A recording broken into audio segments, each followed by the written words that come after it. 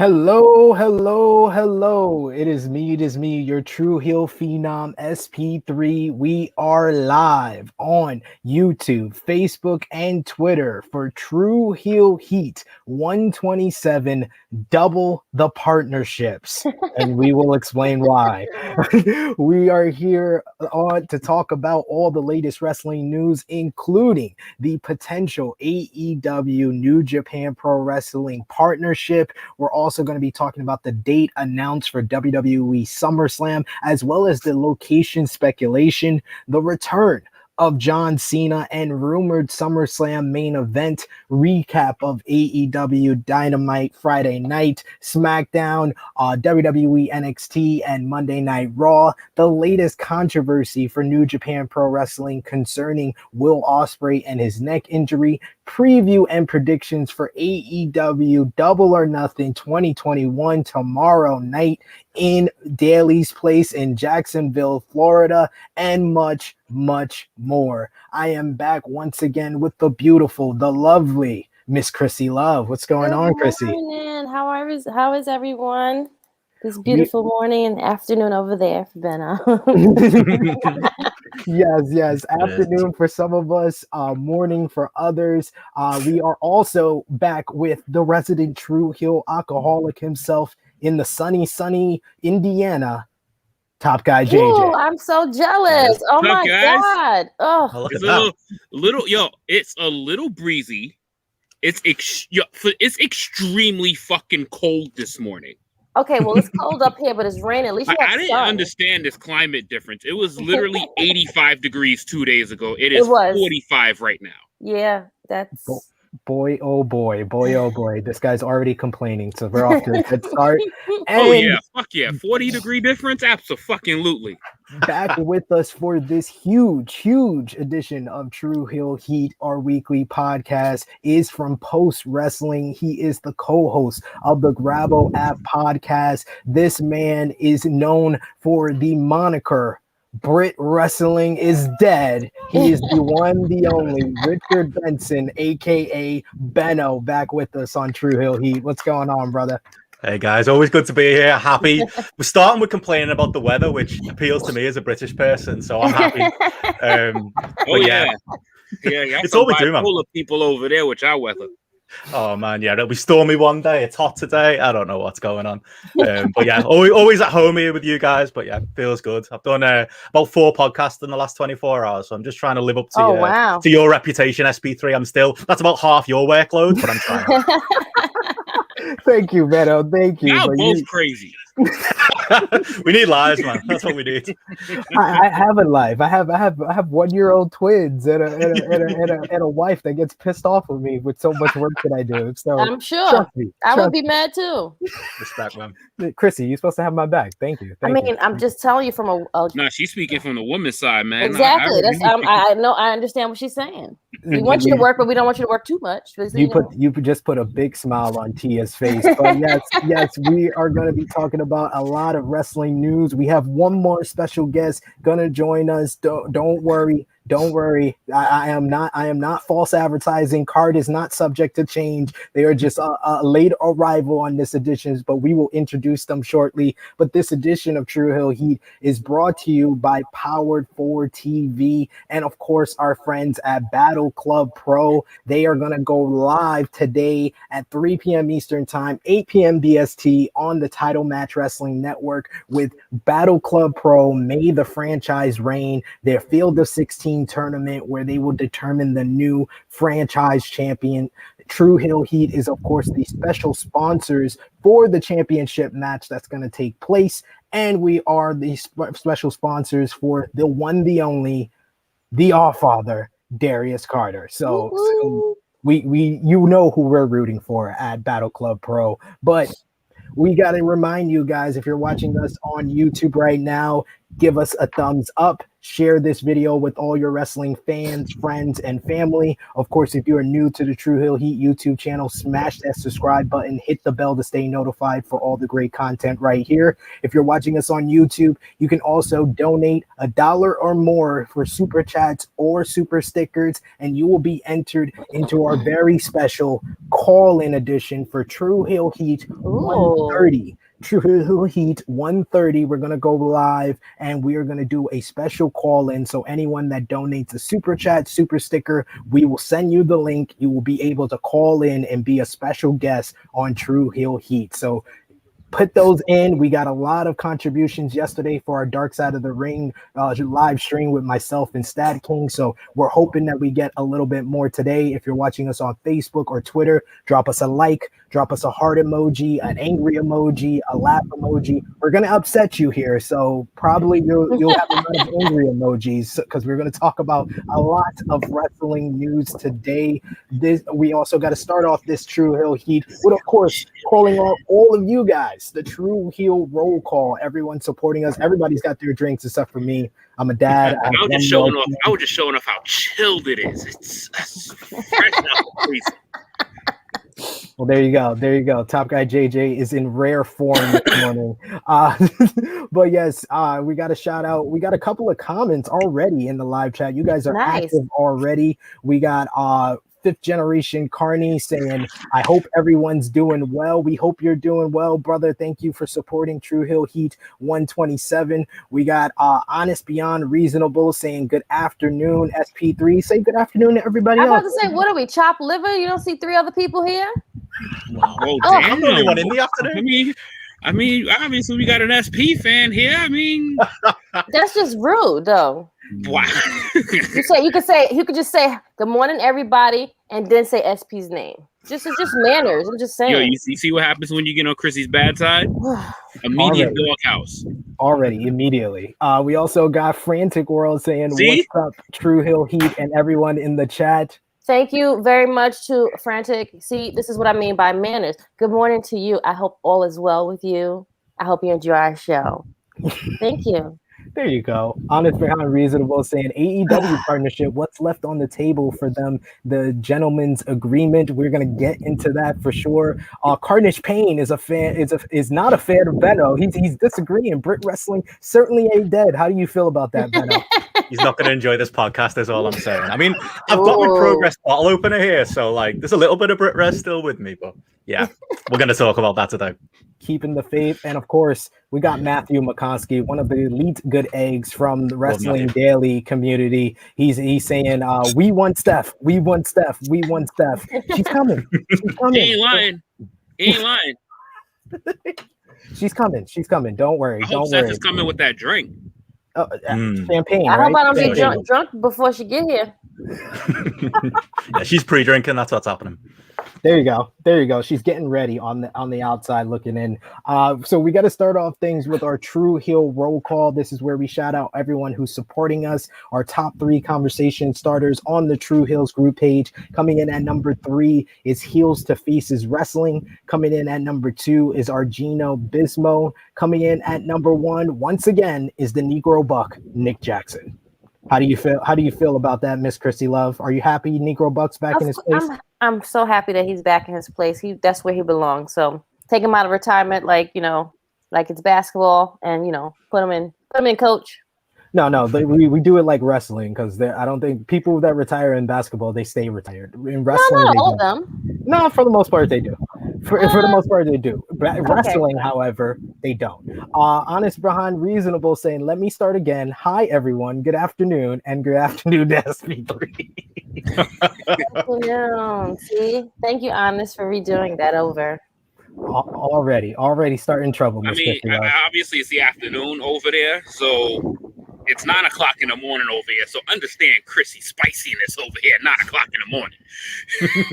Getting the crust out, the eyes and everything. A couple of True Heels for us to shout out. We got to shout out Brett Thomas, WrestleScopes, Mont Black, as well as Heel Steven and Rachel Cornell. Those are the people that have already donated to our super chat, super stickers, supporting True Heel Heat with $1 or more, which we definitely appreciate. We definitely love And for Matthew McCoskey, I'm going to need a drum roll, Miss Krssi Love. Can you hit a drum roll for me? Ready? Yeah. And The guest of honor is here, Miss Hey. Dynamite herself. I had to write down everything on her accomplishments and her list of credentials.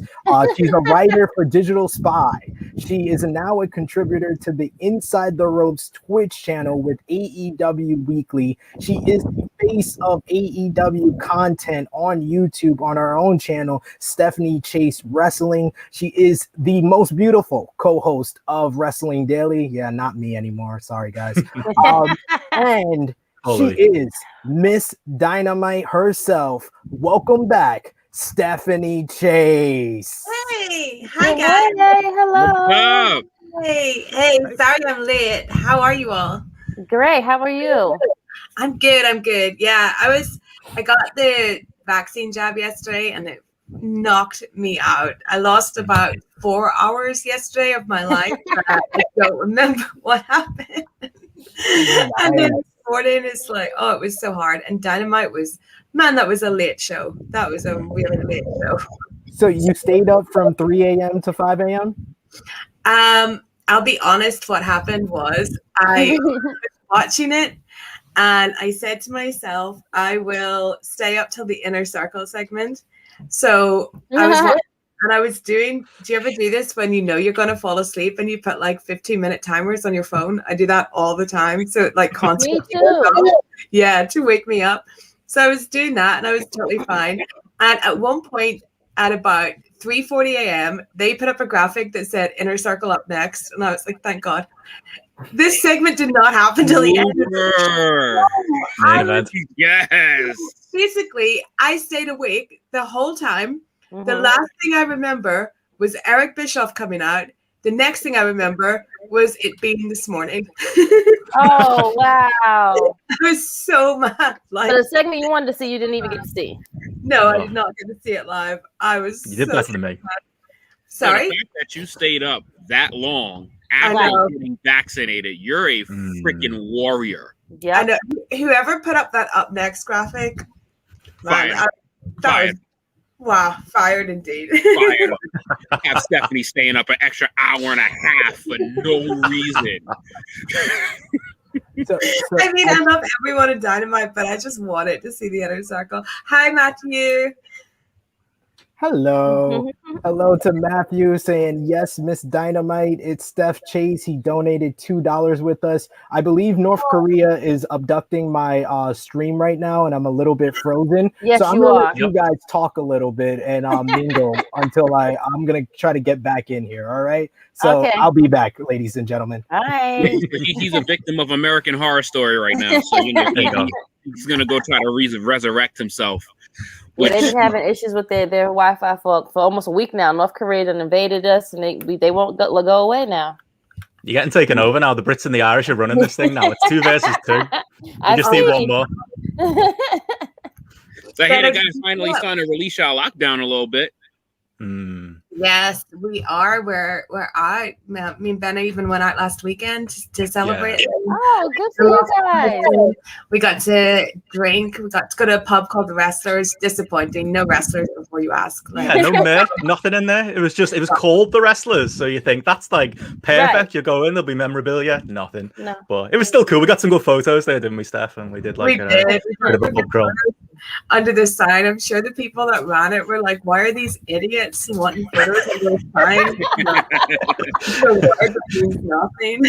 Yeah, we made the pilgrimage for nothing. But no, it was good. You showed me around Camden, didn't you, Steph? And London in general. It's just not. Yeah, it's weird. Like, it's just strange being in places with people again, and it's just being. Yeah, people aren't really like following the mask rules anymore. I'll probably say worthy stuff. It was like we were well behaved. We were well behaved. It was the rest of them. That's kind of the thing over here too. I think most of the people that have a lot of places have been lifting their bans of the mask, but for the most part, like New York still has like if you go in a restaurant and things like that, you still have to wear it. They won't let you in, and then you have to. Some people's like, I'm not wearing it, so you still have like half and half. Yeah. So I won't give up my mask for a long time. Right, exactly. It's good. You get up in the morning, hungover, you know, put your mask on, nobody knows, you know. Not for nothing. Not for nothing. That hat is everything. Yeah. That hat is everything. I'm just saying. Then you're just in disguise, basically. Yeah. You can do whatever you want. I'm loving that hat, Steph. I'm loving that. I'm loving it. If that was the reason you was late to pick up that hat, that was totally worth it. I was more like, you know, I don't even have time to do this now, so it's a hot day today. It's a hot day. I know Benno's got the same. You know, when it's a hot day, I was complaining that it is like 40 degrees colder from 2 days ago. Why didn't you just put a jacket on? Because I didn't bring a jacket with me. Oh, because it said 80 plus all week. Yeah. And then we get the 1 day of rain all day, and it dropped 40 degrees in a 24-hour period. So I'm like, okay, this is gonna be fun. Because I can't go inside that house with a bunch of screaming babies inside at 9 o'clock in the morning. This would have been the most interrupted True Heel heat of all time. I would have had baby swimmers, kids. I would have had everybody up in there literally just interrupting every single match that we talked about. He's back. Yes, I'm back. I think I'm still in like 15 dimensions. Oh, there we go. I think I'm back to normal now. I had to shut down. See, this is why I said on Twitter yesterday, get you someone that has your back, because my lovely wife was the one that said, you're frozen again. North Korea has abducted our Wi-Fi again. So, thank you, my love. Thank you. I'm no longer frozen. She let me know. But yes, I am back with you guys. Matthew McCoskey says he took a fantastic screenshot of SP3 just now. Yes, as North Korea took over. Thank you, Matthew. I'm sure that's on Twitter right now. It's still a little funny over on. I can still see you a little funny. It's kind of normal. Hold on, boo. Now, when SP has a little technical difficulties over there, when you was over there doing the robot last week, we wasn't saying much. I know. I mean, we have guests today. I have to be nice. I appreciate it. This is be full blown nasty. This is the type of shenanigans. Back, but come on. This is the type of shenanigans that happens on True Heel Heat. I love these type of starts. But yes, our True Heel roll call, like I said, all the folks that's been supporting us, a couple of True Heels to shout out, our subscriber highlight. We got the Heel 916 saying good video, definitely subscribed on Rated Raw Superstars this week. We also got Kwame Shafir. I know Krssi and JJ love his comments. I'm sure Benno and Steph will as well. As Kwame Shafir commented on Becoming Warrior, our Dark Side of the Ring review. He says, as much as I am not a big fan of Cornette or his takes, but the Warrior Dark Side of the Ring episode is easily the best contribution performance we ever had. I thoroughly enjoyed the episode, and I felt that Sherry Tyree added so much layer and depth to the man behind the Warrior persona, and that I felt that it was significantly better than WWE's heavily micromanaged documentary on Warrior. Oh my God. Because Dark Side of the Ring went into the more realistic, dark, and controversial aspects of his life and career more better. Cornette is what a Warrior was as a public speaker, a racist and a homophobic douchebag when he made racist comments on NWA Power 2 years ago, and the Bianca Belair Sasha Banks WrestleMania 37 Night 1 match, and homophobic comments towards Sonny Pitts last year. And basically he's saying F Cornette, which I think most of us will agree with. I'm glad someone's calling out Cornette for being a racist and a homophobe. I've said for a long time that his whole hatred of AEW is based in homophobia. It is, and anyone that freaking supports him and feeds into it, like the guy's just an absolute homophobe, and that Kenny Olivier stuff. Yeah, that's where his hatred from AEW comes from. He can't say anything about Kenny without it being a little bit, covered in something. There's constructive criticism, and then there's what Jim Cornette does. So I definitely agree with you. Right. Yeah, Jim Cornette is way too 1980s, just straight raw talk without thinking. Filter. Doesn't think at all, and that's just sometimes it might be good for it because it just shows his true colors all the way. It just shows who he is, shows his ass immediately. I don't think he knows where the gimmick starts and ends anymore. Yeah. Because, like, you know, there's sometimes there's nuggets of truth in his criticism, but it's buried in just, like you say, the racism, the homophobia. Like, he's just, yeah. And thing is, though, he does it, you know, he'll be like, oh, I hate AEW. Oh, it sucks. Still reviews it every week, doesn't he? And it shows what it's for. Yeah, for it's every the clicks. great line that he would have in analytics, he would have 37 more shitty, racist, homophobe lines that would just bury anything good that he said. Yep. Absolutely. Yes. So let's get into our top news story. We got to talk about the WWE and New Japan Pro Wrestling partnership. What a story that broke early yesterday morning. According to Dave Meltzer in the latest Wrestling Observer newsletter, WWE President and Chief Revenue Officer Nick Khan has been in talks with New Japan Pro Wrestling over an exclusive partnership between the two promotions. Khan began the talks in March or April last year, and if a deal was made, it would involve sending WWE stars to work in New Japan Pro Wrestling. New Japan has, of course, had some level of working relationships with both AEW and Impact Wrestling over the last year, with the likes of Kenta, Yuji Nagata, Ren Narita making appearances on AEW just as recent of the last few weeks. John Moxley, of course, working for New Japan Pro Wrestling as the IWGP US champion. With Khan, the former idealistic isolationist attitude of WWE versus everyone is somewhat changing, it seems, with the idea WWE is part of the wrestling landscape and not separate from the wrestling landscape altogether like they have previously been before. Obviously, it's also to keep New Japan from which pre-pandemic was the third strongest company in the world, away from working with other companies, which could strengthen his opposition.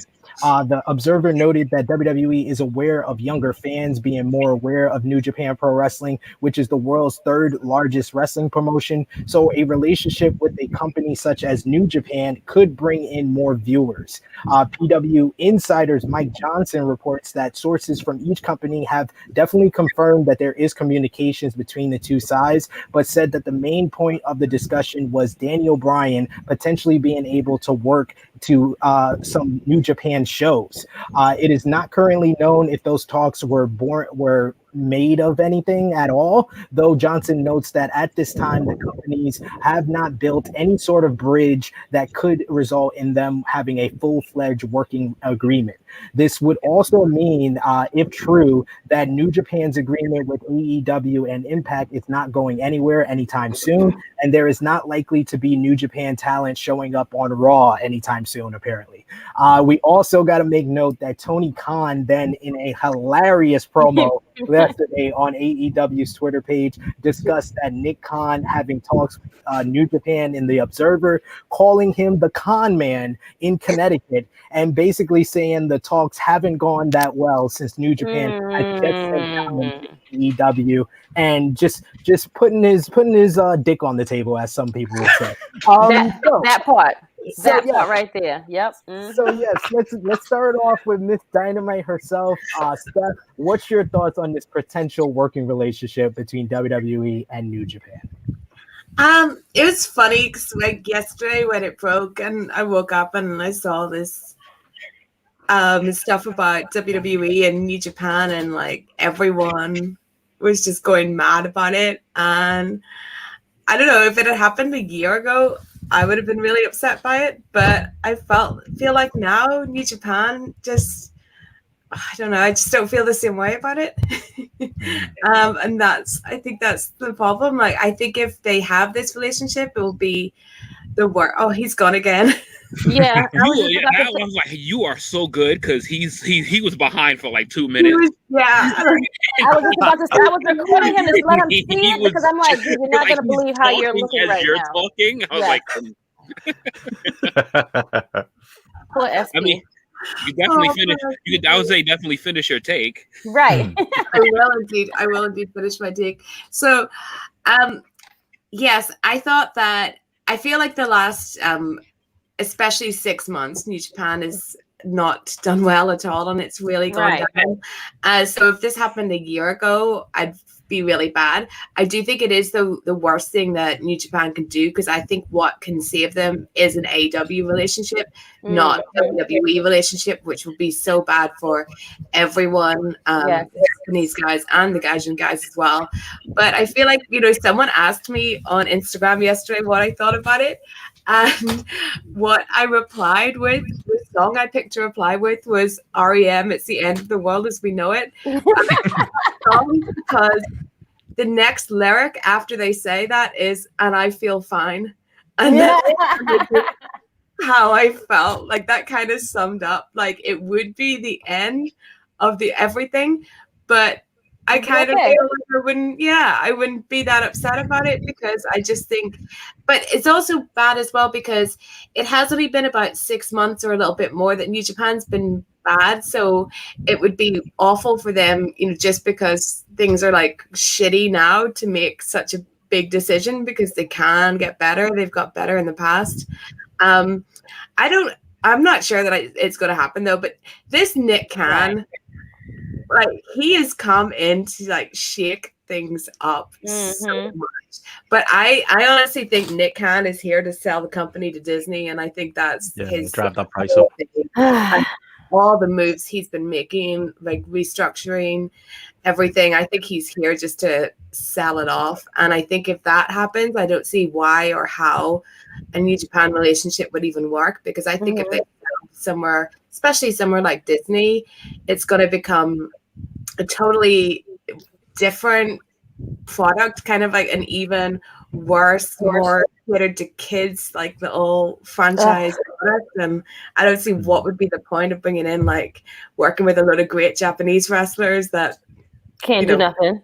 Adult serious wrestling fans like, when you're presenting a real like Mickey Mouse product. But yeah, it was a strange news. Love Tony Khan's promo. You know, he's the guy that's been using New Japan guys, and to hear that was very strange for him. But I love that he just came out and threw some shade at Nick Khan and at the whole thing. But yeah, I think Nick Khan's going to end up being one of the most influential / important people to come into wrestling in the past like 10 years, because he's there for something big. He's not there just to be at the table doing, you know, a little bit of TV negotiations, a little bit of New Japan negotiations. Like, Triple H was fucking hating him as well. Like, Triple H was, why is my father-in-law constantly bringing in other men that he respects more than me? Wow. Keeps moving down, doesn't he, in the degree of importance? He's like the most important. I bet you now we're at this stage where Shane and Triple H have little secret meetings where they're just like, man, it sucks being Vince's son. Like, I know how you feel now, Shane. He's trying to get daddy's love. Other ball buster guys, you know. Oh yeah, I love the Tony Khan. Loves a good fight. Oh, go on. Yeah. Benno, no, I was gonna your take on it, because it looks like we got this. Tony looked like weak, but that was TNA stuff all over. They always mention WWE. What also doesn't say is that Tony pulled off a better promo than most of his roster. So it's kind of like literally a backhanded compliment in the sentence. Definitely. You kind of shitted on him for mentioning WWE, but props. Gave him props for his promo that was better than most of his roster. So it's like, this is the mind of wrestling fans. There's just shade all over from all directions. So what do you think about all of this, Benno?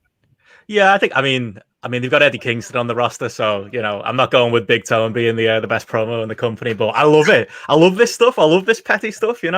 Like I want a wrestling war. I want Tony Khan to take shots, and it was just hilarious last night. Fight back, Yep. Absolutely. Like that. Yeah. That's what it should be, I'm absolutely a petty queen that loves drama. Like, me too. You've seen my Twitter account. But like, my overall take on it was just like, one, I'm disappointed in Daniel Bryan. Like, talk about like, he's not a wolf in sheep's clothing. He's a sheep in wolf's clothing because he's a vegan, so that's all he can do. Paul but Bryan. Like, fucking trying to force this WWE New Japan relationship, and I think that's the key. I definitely think like what that person just said. I think it's definitely a work. I don't really see none of this even happening. If it do, shame on them because it's not going to work at all. No, if like Bryan is pushing this instead of having the balls to just leave his contract and go to New Japan, if he is then saying like, "Oh, I want to do this. Can you try and work something out with him?" Then Daniel Bryan has like joined the dark side because Daniel Bryan doesn't. Japan, like that is a person working with the villains. Yeah. Daniel Bryan is living the classic case of trying to have your cake and eat it too, but doesn't realize that he is becoming one of the biggest hypocrites in professional wrestling. Yes, absolutely. When he does something like that, because when we have been clamoring for something like this, okay, first of all, we know WWE is not a good place. Right? We know they're not in a good place, and we know if they have this partnership, the booking is not going to be fair. So we know we're not going to get a fairly booked program. This is going to be basically WWE dominated. Gato's going to take the ultimate backseat to Vince McMahon and his shenanigans. You might get a couple of W's on there, but none of the top stars is losing.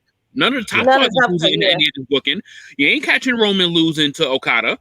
You ain't none of this is happening. No. Yeah. We know the reality is not happening, but the fact that this could have been with AEW, this could have been a reality check of actual evenly booked programs, and you know they would have worked their ass off on these vignettes. Yes. The funniest thing I think I saw on the internet was they was going to book the Japan invasion, like a bunch of ninjas coming in to invade. Yes.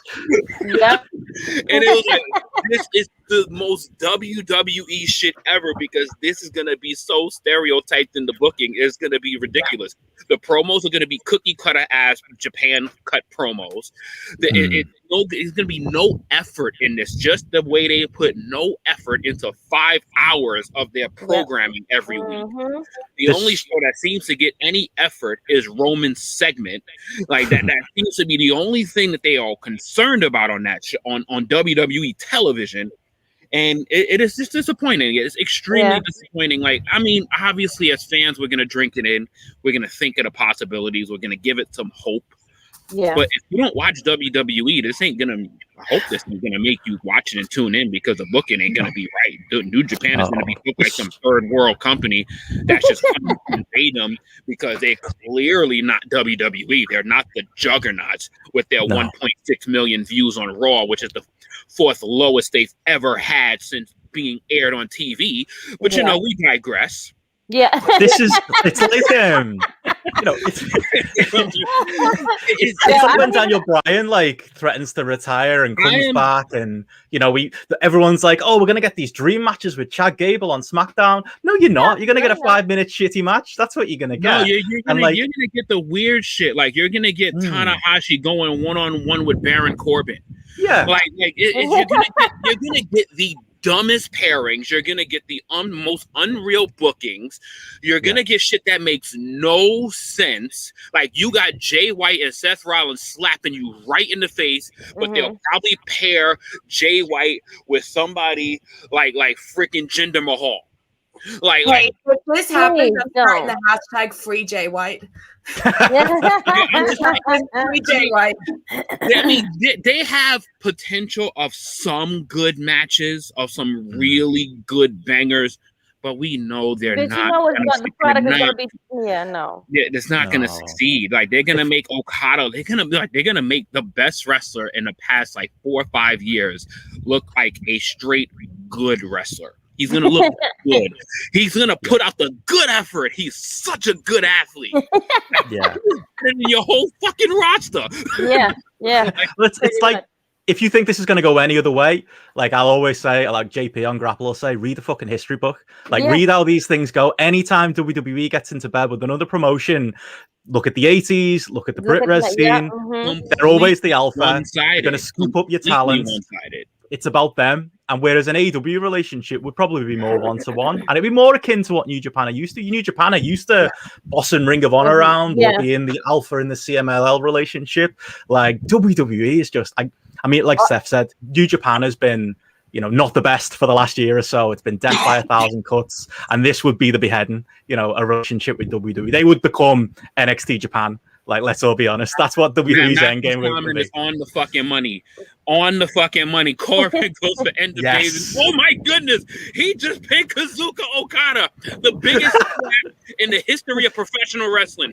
Krssi, please, like, indulge us on what the fuck we get this garbage. If I see King Corbin anywhere near that man, I will cut all my Peacock down to I will never pay it ever again. I will not watch anything from them. I will not watch none of their products ever again. Sorry, not sorry. I'm just like, there's no way. But what's your take on the whole partnership potential? I think it's a work. I think it's trash. I don't really even think it's happening. I think they're just trying to like get people marked up like us. They're definitely trying to get Tony Khan and them to say something. They want their input so bad. I really think it's not even true.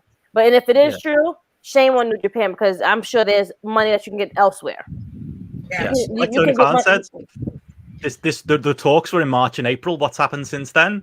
New Japan guys have appeared on AEW and Impact. You know, like I don't buy him. I don't buy it. I definitely, when I read it, I was like, "Come on, son! Like, you know how to have that? Like, come on, son! Like, that's like you lying now. Y'all know y'all playing, because this is not. Y'all know y'all don't want to work with nobody. If you did, you would have did it. Yeah, it's true. They don't want to work with. They want to just run people over. Exactly. You just want to get more guys on your roster. You want to try to get more people to watch your product that's really, really bad right now, and it's really not like. I'm surprised that Raw has 1 point such people watching, because I'm like, I turned it off. Shout out like, to the 400,000 people that's not watching it, because SmackDown's in the 2 million range. People are taking strides and not watching this bullshit. It's really making bad. strides. We making strides. They getting closer to the NXT ratings. We making strides. I'm here with you guys. I'm just a disembodied voice for now, because the issues are too much, but it seems to be getting my audio fine. So you like Jarvis. SP is Ultron. Yeah, he's Jarvis. There you go. That's what I'm saying. You be on the money, friend. we got Rambo saying New Japan has lots of offers into that China market. Wouldn't discredit what the end goal is. Nick is smarter than Tony. Tony is Fulham director, and just me. I've had Twitter battles over his stats and numbers. Rambo is the #1 Tony Khan hater. If you haven't seen him in the comments before, he hates Tony Khan with a passion because he is a Fulham fan. He has we hit that. The thing is about Nick Khan, though, like, obviously Nick Khan is extremely good at what he does, but Nick Khan is like fuck all to do with wrestling.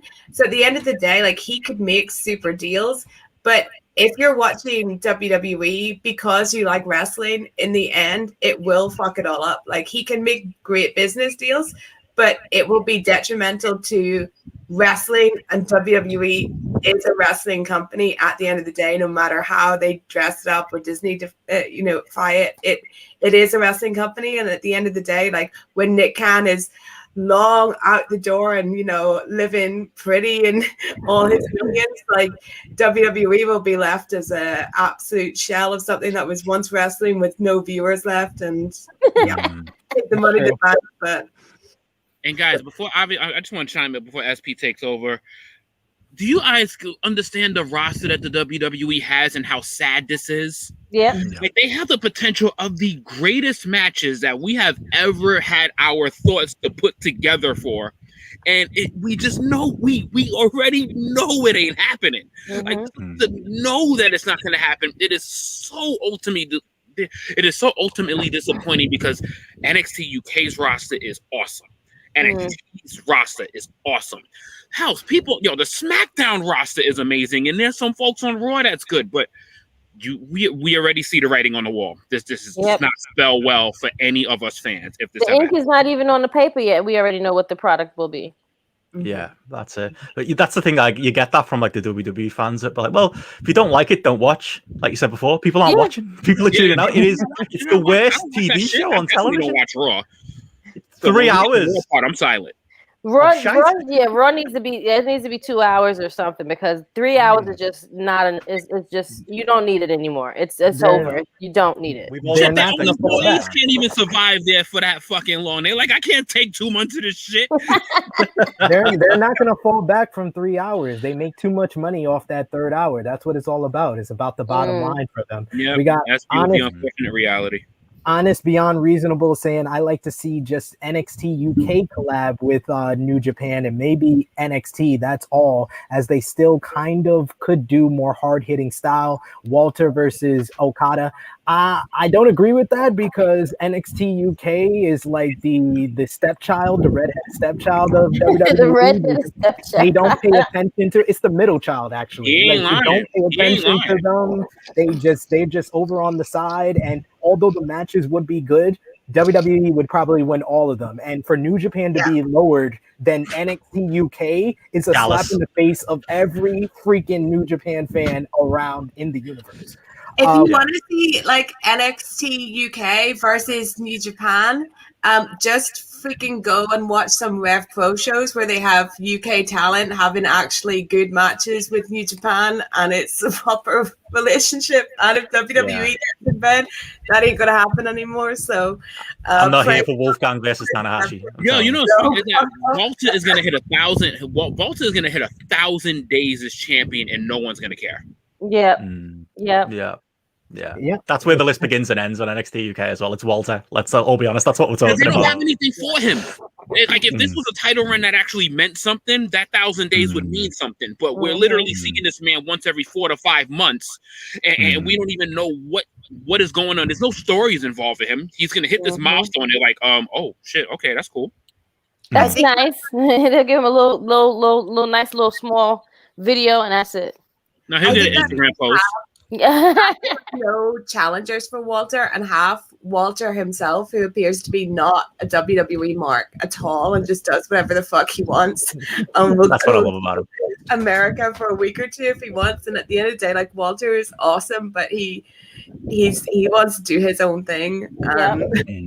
They can't give him the matches that the fans want. It's true. We I'm got just glad Rachel. Walter's staying the fuck away. I'm just glad he's staying away because he can't fall victim to this shit.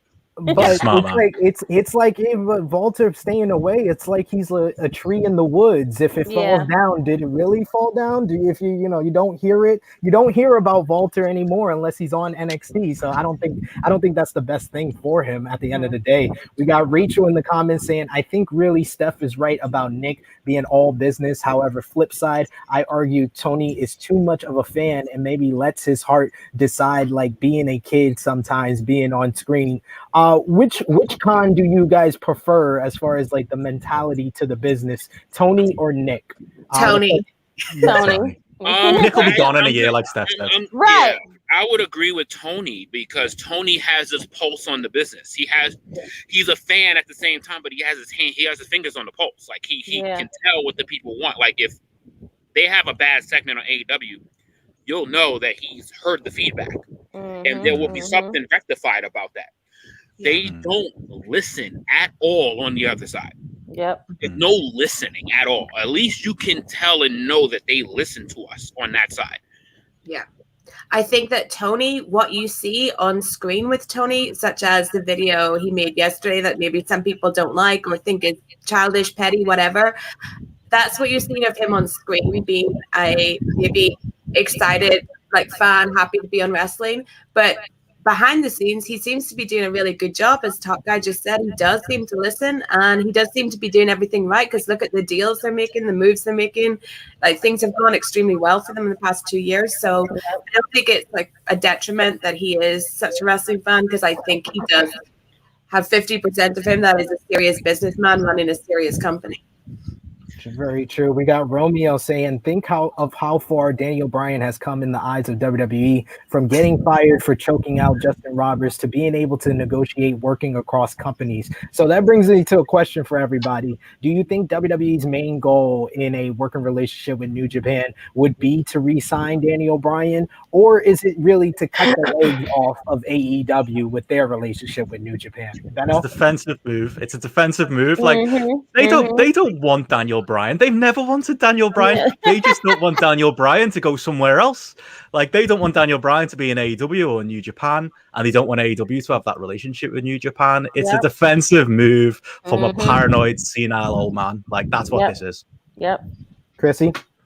Definitely agree with everything Benno said. I think it's definitely trying to be like power move. Oh, let's show you how much we can get with these people. We have so much money. We can just bring all these people over here and have them do nothing, work for nothing. They'll stay home and work and just get paid, be in catering. But I definitely think that Vince is just trying to just put all his he's playing chess. He's trying to make sure that he wins. At the end of the day, he wants to be the all-powerful person that runs all of the wrestling companies. And your product is just a shit show. You're trying to scramble to get everything together. Let me get these guys. You didn't want these guys ever before. Why do you want them now? Because you're keep them in a warehouse. Exactly. I don't even think it's chess. It's checkers. He's trying to go ahead. He's not playing chess. He's playing checkers. He's definitely playing checkers. Yes. Because he sees what they did and he's just following their move. That's not chess. That's definitely checkers. That's definitely not. Yeah, chess is a more powerful game. Is a smarter game. The checkers, you're being a kid, son. Steph, what do you think? Is it to re-sign Daniel Bryan, or is it to cut AEW's legs off? I think that they hugely fucking resent Daniel Bryan. Like, I don't think they love Daniel Bryan. He is just like a guy that's ruined so many of their plans because he has this fan support. So I think, of course, they want to keep him because they know how popular he is, and it annoys them so much how popular he is. So yeah, it's half trying to cut the legs out of AEW or anyone else taking him, and trying to make sure that Daniel Bryan stays. But I think they fucking hate Daniel Bryan so much, but they have to appease him. I think they think, like, once you got to WrestleMania, him and in the title match with Orton and Batista and all that, like that was just a moment. That was a for fuck's sake moment. At least we'll get some buys out of that, but they hate him, I think. And we got Matthew McCoskey. He's not used to this stuff. He says Steph ain't holding back on her language today. She's on True Heel Heat, baby. Welcome. You get True Heel Heat Steph. You get GRAPPL Steph, and all the other Stephs are very PG, and you can bring them home to your mom. But True Heel Heat and GRAPPL Steph it's a different animal. We love this version of Steph. This is the evolved version. This is 2021 Steph. I love it. This is my ECW run. we got Jason Michael Campbell saying left my ass off for Daniel crying is about as popular as I am. Damn. He is a WWE lifer, man. He's not the hero we want. Not the hero we want. He's not the hero. We have heroes. We have Jericho. We have Moxley. We have FTR. Even we have people that actually kind of stretching over FTR. FTR ain't no damn heroes. But they made the choice. I know. What Steph is saying. They made the move. He hasn't touched. Sean Spears. Sean Spears. Yep. Paul White. Sean Spears. That's my hero. We love them. Absolutely. So my final question for you guys before we move on, let's say this partnership does come through. Give us your number one WWE versus New Japan dream match. Let's start with you, top guy JJ. WWE versus New Japan dream match. I think I'm gonna go obvious. I'm just gonna go hella obvious and go Roman Reigns and Kazuchika Okada. Roman Reigns to me has just never been better. And Kazuchika Okada is literally I would just want to see him fight anyone from this company. But I'm just gonna go straight ticket sales, main event, obvious shit. Yeah, that makes sense. We got Romeo saying R-Truth versus Yano dream match. Yes, comedy. Okay, can you delete that comment, please? Yes, that's why I laughed in the middle of your comment. I'm so sorry. I didn't mean to laugh because I saw it and I'm like, oh my God, that is hilarious. I will still watch it though. I will watch that shit. We also got Matthew McCoskey saying Walter versus Ospreay Part 3. How about you, Steph? What is your WWE versus New Japan dream match? It is Roman Reigns versus Jay White with Adam Pearce, special enforcer, and Pat McAfee on commentary. Wait. Yes. You just said you would put up 3 Jay White signs. Yeah, but I try to book the most staff/female friendly match ever. You get Roman in there, you get Jay in there, you get Adam Pearce in there, you get Pat McAfee in there. Be the greatest thing that's ever been seen on television. The female viewership will be triple, quadruple. To the moon. Yep. I think Pat McAfee is freaking genius. I never thought I would love that man on commentary. I love that man. And that I man can do anything and everything. I was not on his bandwagon at all. I was not a fan. Yeah, I'm sold. I am so sold. Oh, yesterday when Shinsuke Nakamura came out, he's like, yes. The best feeling is to see them act as fans, to see them act as us. Like if the shit stinks, we're gonna say it stinks. But if it's fun shit, it's fun shit. Absolutely. We got John Elite saying Okada versus Danny O'Brien. How about you, Benno? What's your New Japan versus WWE Dream Match? If it was Daniel Bryan, I'd say Daniel Bryan Ospreay. But personally, I just want to see Minoru Suzuki go in and just choke everybody else. Choke out Seth Rollins in 30 seconds. That'd be my dream match. That's all I want to see. But maybe Cena Tanahashi. That's another one. Like, because realistically, we're not getting a big strong style New Japan back and forth. Cena and Tanahashi have got enough power to do their match. And I think that could be something good if something had to happen. We also got Romeo saying nobody wants to see Strowman versus Tanahashi. That's the shit that they would book. That's the shit that they would book. Yeah, and they would easily Strowman in the role of Bobby. Like this is the shit that they would book. Romeo must not be in Korea because he's coming up with the comments with the quickness. It's just rolling off the computer board right now. Some WWE hats are real. Working today. You put some WWE hats on them shits is real.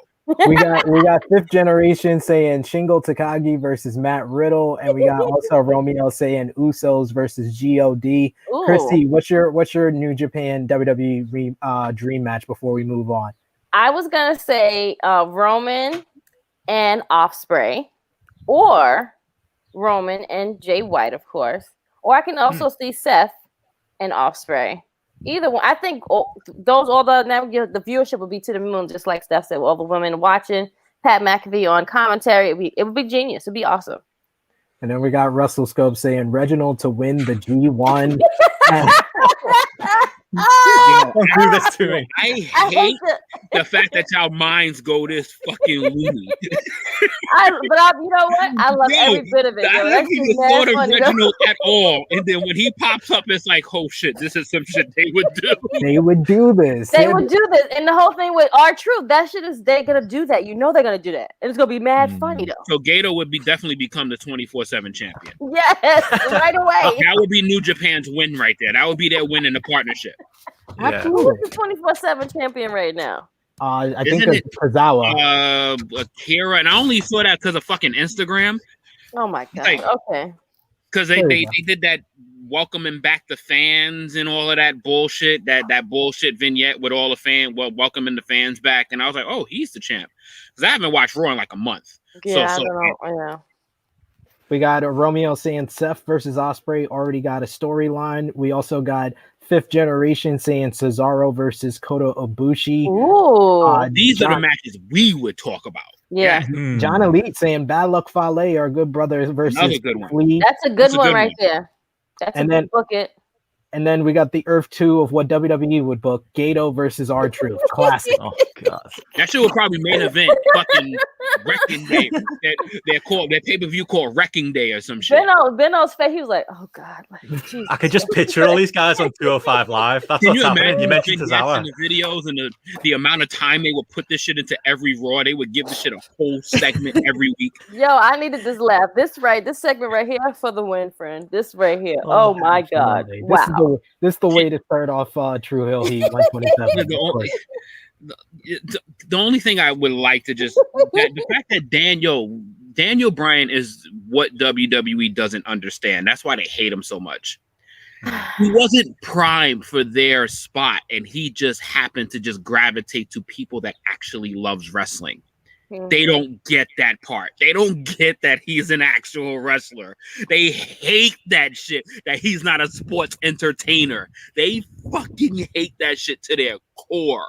They hate it.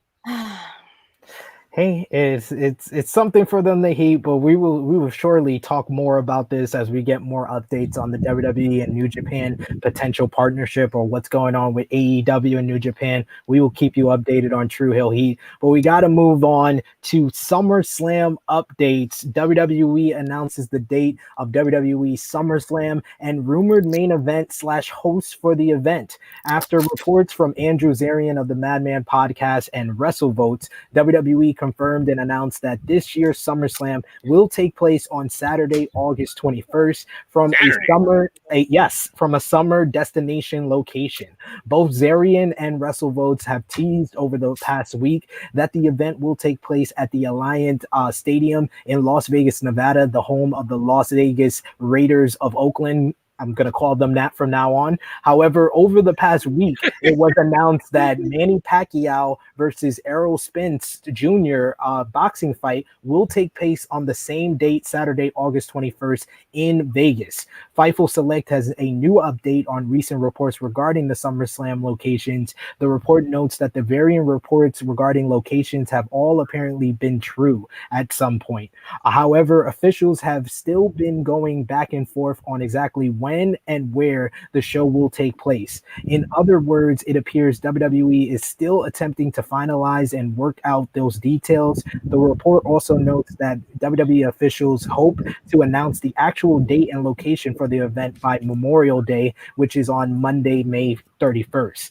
WWE did reveal on SmackDown last night that the theme song for SummerSlam will be Cardi B's Up single, which led to WrestleVotes teasing that this was not just the deal for the pay-per-view theme song, but more to be announced. Fightful Select then reported that according to sources in the company, WWE is looking to have Cardi B appear in order to host their big summer pay-per-view. The final note concerning SummerSlam has to do with major returns being planned, including for Edge and Sasha Banks, who have been off of TV since SummerSlam, but also none other than the star of Fast 9, John Cena.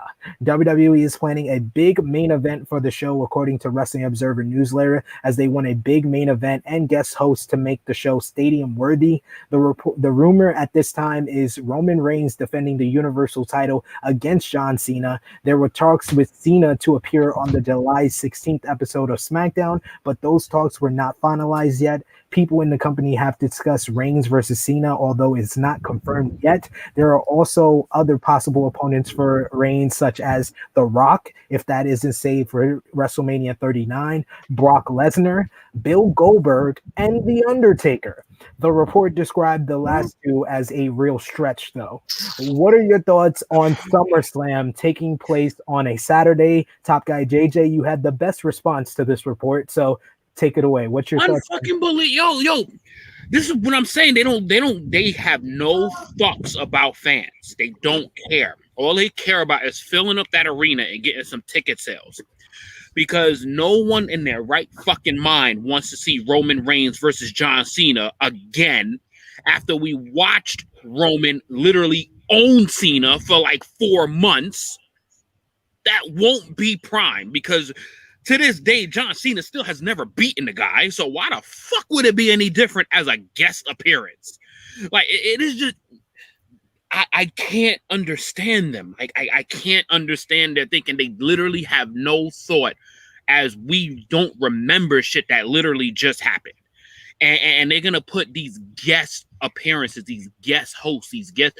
Cardi B, cool, because, you know, Cardi B is going to bring some eyes. She's going to make a one-off appearance. That's cool. I don't mind Cardi B. But hashing up Undertaker, hashing up anybody that is literally from the fucking well-on past, and while you have this mega roster, it just I cannot understand them. And they're just a bunch of bona fide fucking idiots that they only care about having a moment, having only some tickets being sold, and only wanting to give you something for that night. They don't give a fuck about booking. They don't give a fuck about the future. They don't give a fuck about any of that. They only care about the now. And that it is the most polarizing thing that tells me about Saturday. Like, who the fuck wants to go to a show on a Saturday? I think a lot of people, especially Steph, Benno, what about you? Don't you like pay-per-views on a Saturday? Yeah, it's a bit like Steph said before. You know, I was up till 4 trying to watch Dynamite last night, and for the Brits, Saturday night pay-per-views are much better. Much better. You know, Because you have Sundays off. Got it. Okay. Yeah, so that's a babyface move for us, but am I excited about it? No, not really. If they'd held Cena and Reigns back and not just fucked it up the wall, you know, the last time, like that would have been, you know, that feels like a big match still, mainly because that's all WWE have as big matches, like JJ said. You know, they have to bring people from the bench. They have to bring back these decrepit, nearly retired old men. Oh, he said decrepit. I love that word. That's a great word, Benno. But it's needed, John isn't it? Cena decrepit. Well, That's a He is. the Chinese people wouldn't say that because he's, you know, he's a big hero over there now. So, you know, Yes, maybe he'll come yes, back with like a Chinese communist gimmick or something. I don't know. But he's he's a hero to some still. We got a comment here. Brett Thomas giving us a super chat, £2 super chat, and of course, Brett Thomas is the campaign manager of the Paul Brothers campaign. He says, "Logan Paul, powered for preview. SP3, show up, please. I will show up for you, Brett Thomas. Thank you for your donation here, Steph." What's your thoughts on John Cena versus Roman Reigns, or do you think there is another option for Roman Reigns that will sell out a stadium outside of that option? You know, I'm not as down on Cena Reigns as everyone else, just because right now I feel like Roman, it's almost like he's a new person. So anyone he fought in the past, like this is a different Roman that we're getting. So that adds a bit of interest for me. Personally, though, I think the biggest money match you could have done as far as bringing someone in to face Roman is Brock. With, you know, his current storyline, if it was a Roman Brock at SummerSlam, I think that would be much cooler. But yeah, I'm not that down on it being Cena, because, and I also feel like Roman is so great and so dominant now. You almost have the kind of Kenny Omega problem of like, who the fuck can he wrestle, because he has to beat everyone, and who is even a worthy challenger for this man, because he's, you know, so dominant, and you want to keep him on top because he's so good. But as far as the Saturday thing goes, I'm not happy about the pay-per-view being on a Saturday, just because, like, for me, WWE is Sunday. I'm still, like, very salty over AEW moving to a Sunday, because I thought them doing Saturday was the greatest thing ever. You know, if they could be our Saturday pay-per-view people, WWE can keep it on a Sunday. It's nuts, though, to have a show on the same day as the Manny Pacquiao fight. I think that's crazy, because I think you probably get better attendance if they were on separate days. That was on the Sunday. Cardi B coming in is cool. They're finally, like, after we just had Logan Paul, like, they're finally recognizing people that are currently relevant in the world, at least. So I'll give them that. Like, it's a try, though. It's a try. So yeah, I would love to have been in the room when WAP was played to Vince McMahon in order to explain who Cardi B was. I would love to have been in the room to see that. Oh man, that would have been. That's a better pick than Up, if you want to have like a song. No, not for a wrestling event. I'm sorry, no. You think Up is a good song for a wrestling event? Yeah, it actually. The chorus. The chorus. Yeah, that chorus is that got me hyped for SummerSlam when I heard that. Chorus. Yeah, you hit it with that chorus all day.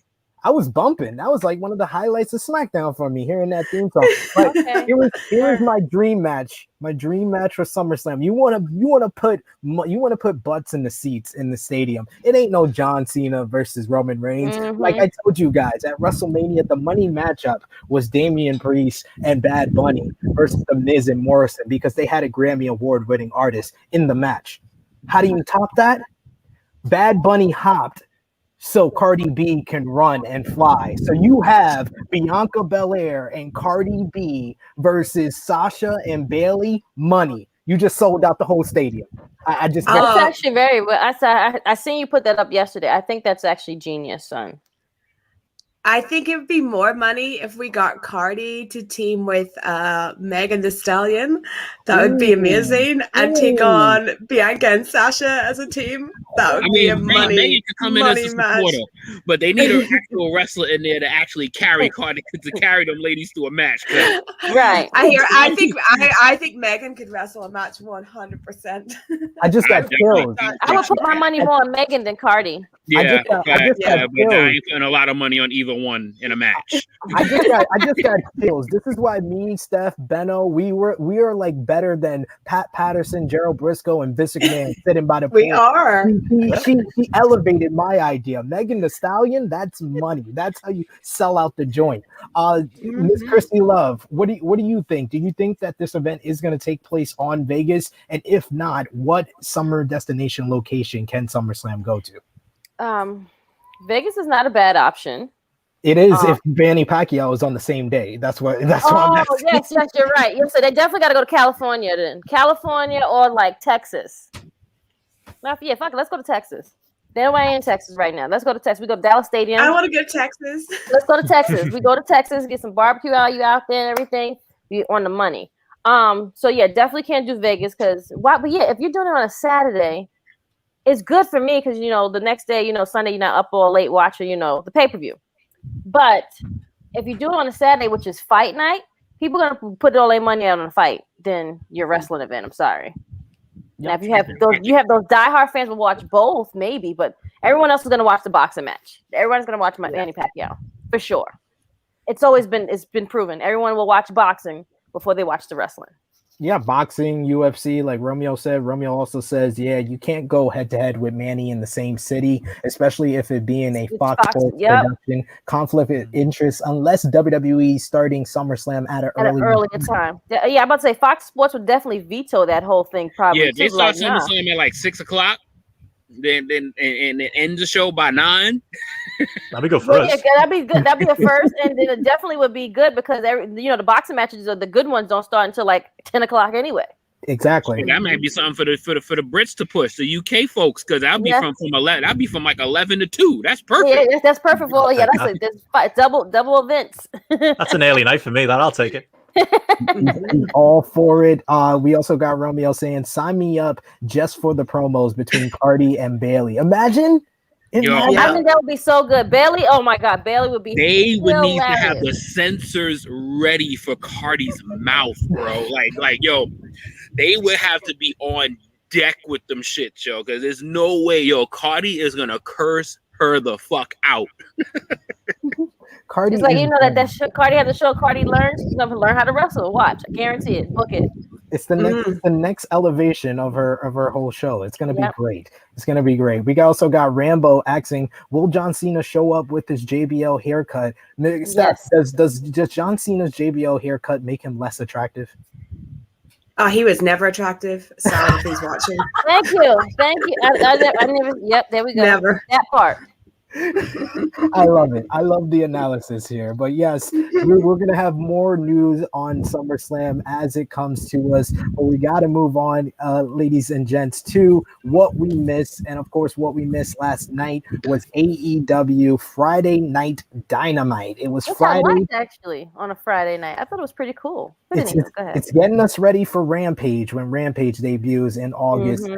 We had the first full capacity Dynamite in 14 months. And the crowd was very, very loud. The main event segment is surely a segment that made Steph Chase very emotional because it was the celebration of the Inner Circle with a great video package chronicling their whole run in AEW presented by Eric Bischoff.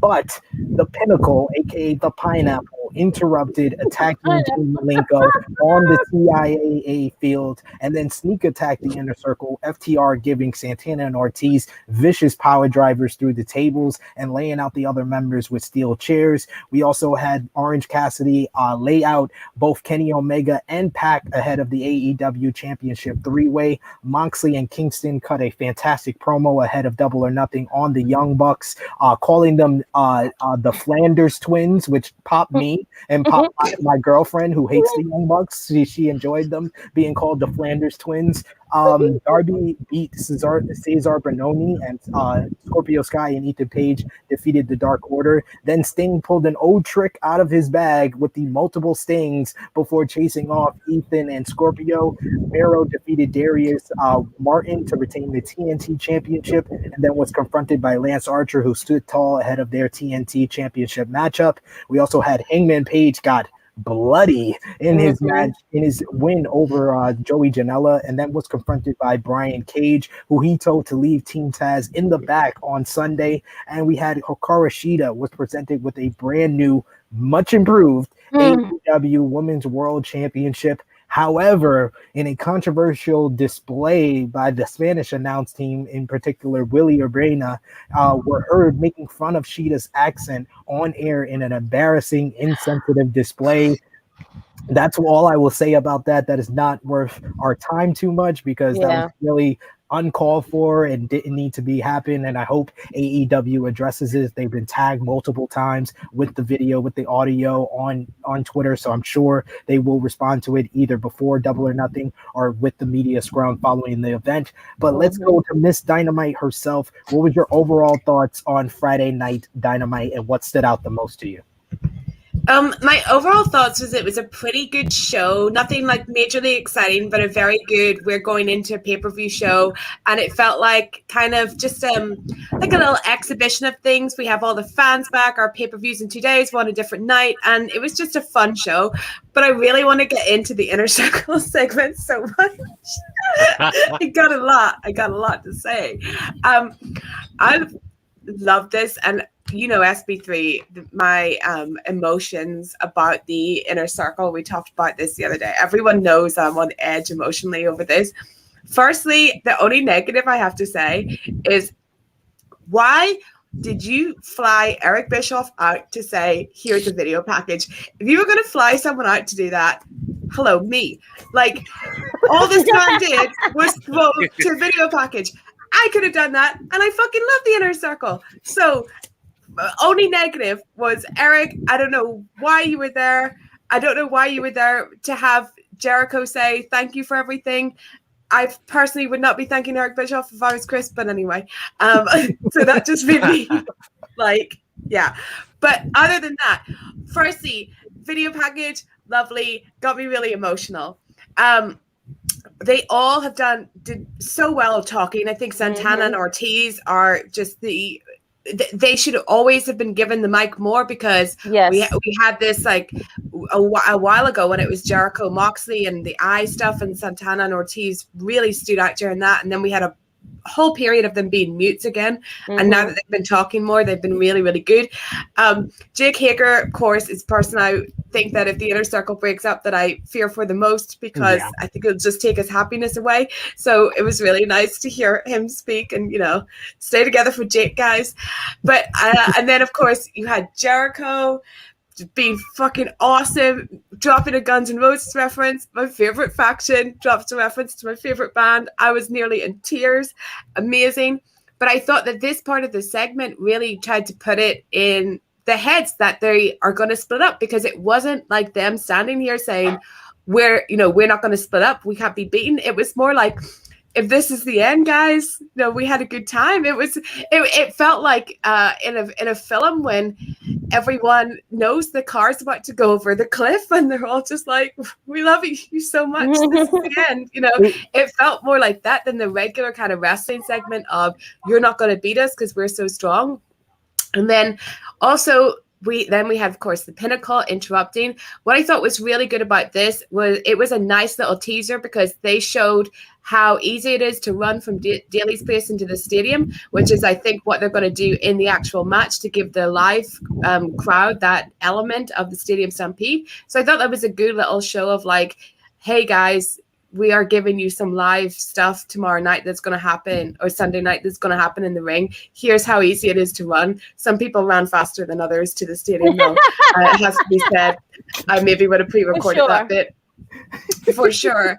And then, you know, the Inner Circle took such a fucking beating, especially Santana and Ortiz, that honestly, I watched this segment and I ended up on cloud 9 because I thought, guys, they're not breaking up. I'm right, because they took a fucking beating and they did this whole like, this might be the end. You may never see us again. And I was like, oh my God, they're not breaking up. I don't have to like call my doctor or anything. I'm good. So that was that. You don't have to get the 5 thug tears on your face stuff like that. No. But you know what you said made the most sense to me was how it felt like they were like coming together and saying, you know, if it's over, you know, riding into sunset. It reminded me of the one of the final scenes of Guardians of the Galaxy when Groot saves the group. I wanted them to say, "We are the inner circle." It would have had a tear run down my cheek. Perfect. But I think that I just think it was so well done, and that's the thing I like about AEW, because not to always be like shitting on the other promotion, but there's no way if that we were going into a faction versus faction, one faction might be breaking up match, that they would have presented something like this. Instead, they would have just done a whole like, we're so strong, we're never breaking up, like we're gonna win. And like even Jake Hager being like, what about all the bad times when we got our ass kicked or whatever? Oh, it was just so good, and it just gave me such faith in the inner circle. The only negative, other than I don't think that Bischoff was necessary. Whoever put on that up next graphic, because you ruined my night, man. You ruined my night. Made you sleep deprived. It's so bad. So bad. Yes. We got a couple of people in the comments. A lot of people talking about one of the segments that I didn't mention, but we'll get to that. Is the MW Network says, enjoy how leading into pay-per-views or special events, we get Dynamite episodes where it's jam-packed with storytelling, while fresh off of big events, weeks 1 through 3, it is action-packed, heavy in ring work focus. Yeah, I do agree. I do like how it, like last week felt like a go-home show. This one was just kind of putting the finishing touches on everything. We got to talk about NW Network's previous comment where he says Cody and a Go-Go segment went on way too long. It took away from Mox and Eddie Kingston promo segment that got cut by the commercial break. That was such a gaffe, the Kingston, because I was watching it half asleep, so I kind of had my head down, and they start talking, and then nothing, and then I was just like, did my laptop run out of battery? And I opened my eyes, and I saw the AEW logo at the top of the screen, and went, their problem, not mine. And just closed my eyes again. Facts. That was on AEW, not on Steph. WrestleScopes also says the weigh-in segment sucked. Benno, what was your thoughts on the weigh-in segment with Anthony Ogogo and the American hero himself, the ender of racism, the creator of biracial babies, and a social justice warrior, the president of the Million Nightmare March, Cody Rhodes? You know, all fiction, by the way. Right. What an intro. Yeah, I mean, I don't know how they're expecting Cody to be the babyface here. Like, I'm talking as a Brit, and we're loving this Anthony Ogogo stuff. Like the promos he's cutting on Twitter, and you know, he's throwing in little bits of British slang, and he's making a lot. He's talking a lot of truth. Apologies to the Americans here, but you know, some of the political points he's making are bang on. How do you cheer for conservative Cody and all of this? Like, it's just like Cody's got no self-awareness. Like, that's his biggest problem. You know, he comes out there in his tracksuit, and you know, he's got his short shorts on, he's got his ballies on, and he's trying to like come across like he's this all-American hero. And it's just, what a mess of a segment. It felt like somebody messed up somewhere, because it felt like QT Marshall was stalling for time. Then it felt like Cody was stalling for time. Big Show didn't know how to like do the scales. Like, it was a complete It was just like they didn't rehearse it. No, that's it. And thank the Lord for Anthony Ogogo, because he is carrying this feud by himself. And I'm sure even the Americans are going to be cheering for him come Sunday night. Oh, yes. We got Fifth Generation saying that weigh-in segment was the most trash thing I have seen on a wrestling program in quite a while. Romeo saying, what a reception for that civil rights hero, Cody. Fifth Generation. I hate this. Also adds Paul White was atrocious. Yes. Russell Scope says Cody Luther Rhodes King Jr. the third. Oh my God. Loving it. So, Top Guy JJ, what was your thoughts on Friday Night Dynamite, and in particular, since everybody's talking about it, Cody and Anthony Ogogo segment? You know what the funny thing about that show was? That show was like the perfect show for a live crowd. But if you weren't there, it threw you the fuck off. Like, if you weren't there, like, if you weren't in, because, if you were there for the weigh-in, you probably had fun. But if you watched the weigh-in, that shit was god-awful. Like, you kind of see why they kind of cut ties with Mr. Paul White, because Paul White is offering not a motherfucking thing to this program. He's actually kind of turning eyes away from this shit, because that shit can't even handle a fucking scale. Like it's just really just the whole segment. The whole segment was really, really off to me, because I'm like, it's they're trying. That was very WWE-ish to me, because they're trying to force you to cheer for Cody, when I'm like, dude, I'm a go-go the whole way, right? But you're trying to make us cheer for this. When the fuck did Cody become my hero? Right. Like, I'm just trying to figure this part out. Like, I'm trying to figure out when he became all of a sudden the knight in shining armor of America. Like, he became this. Like, first of all, his name is the American Nightmare, and then all of a sudden he turns into this red, white, and blue hero. Now all of a sudden, and it was just kind of like when all of a sudden you see an Ultimate Warrior just run out to the ring with red, white, and blue gear on. Like, whoa, stop it, just fucking stop it. This is not it. But I am praying Ogogo goes over, but that's 30-second knockout. That's what we want. Controversial starts about the thought process of Cody Rhodes.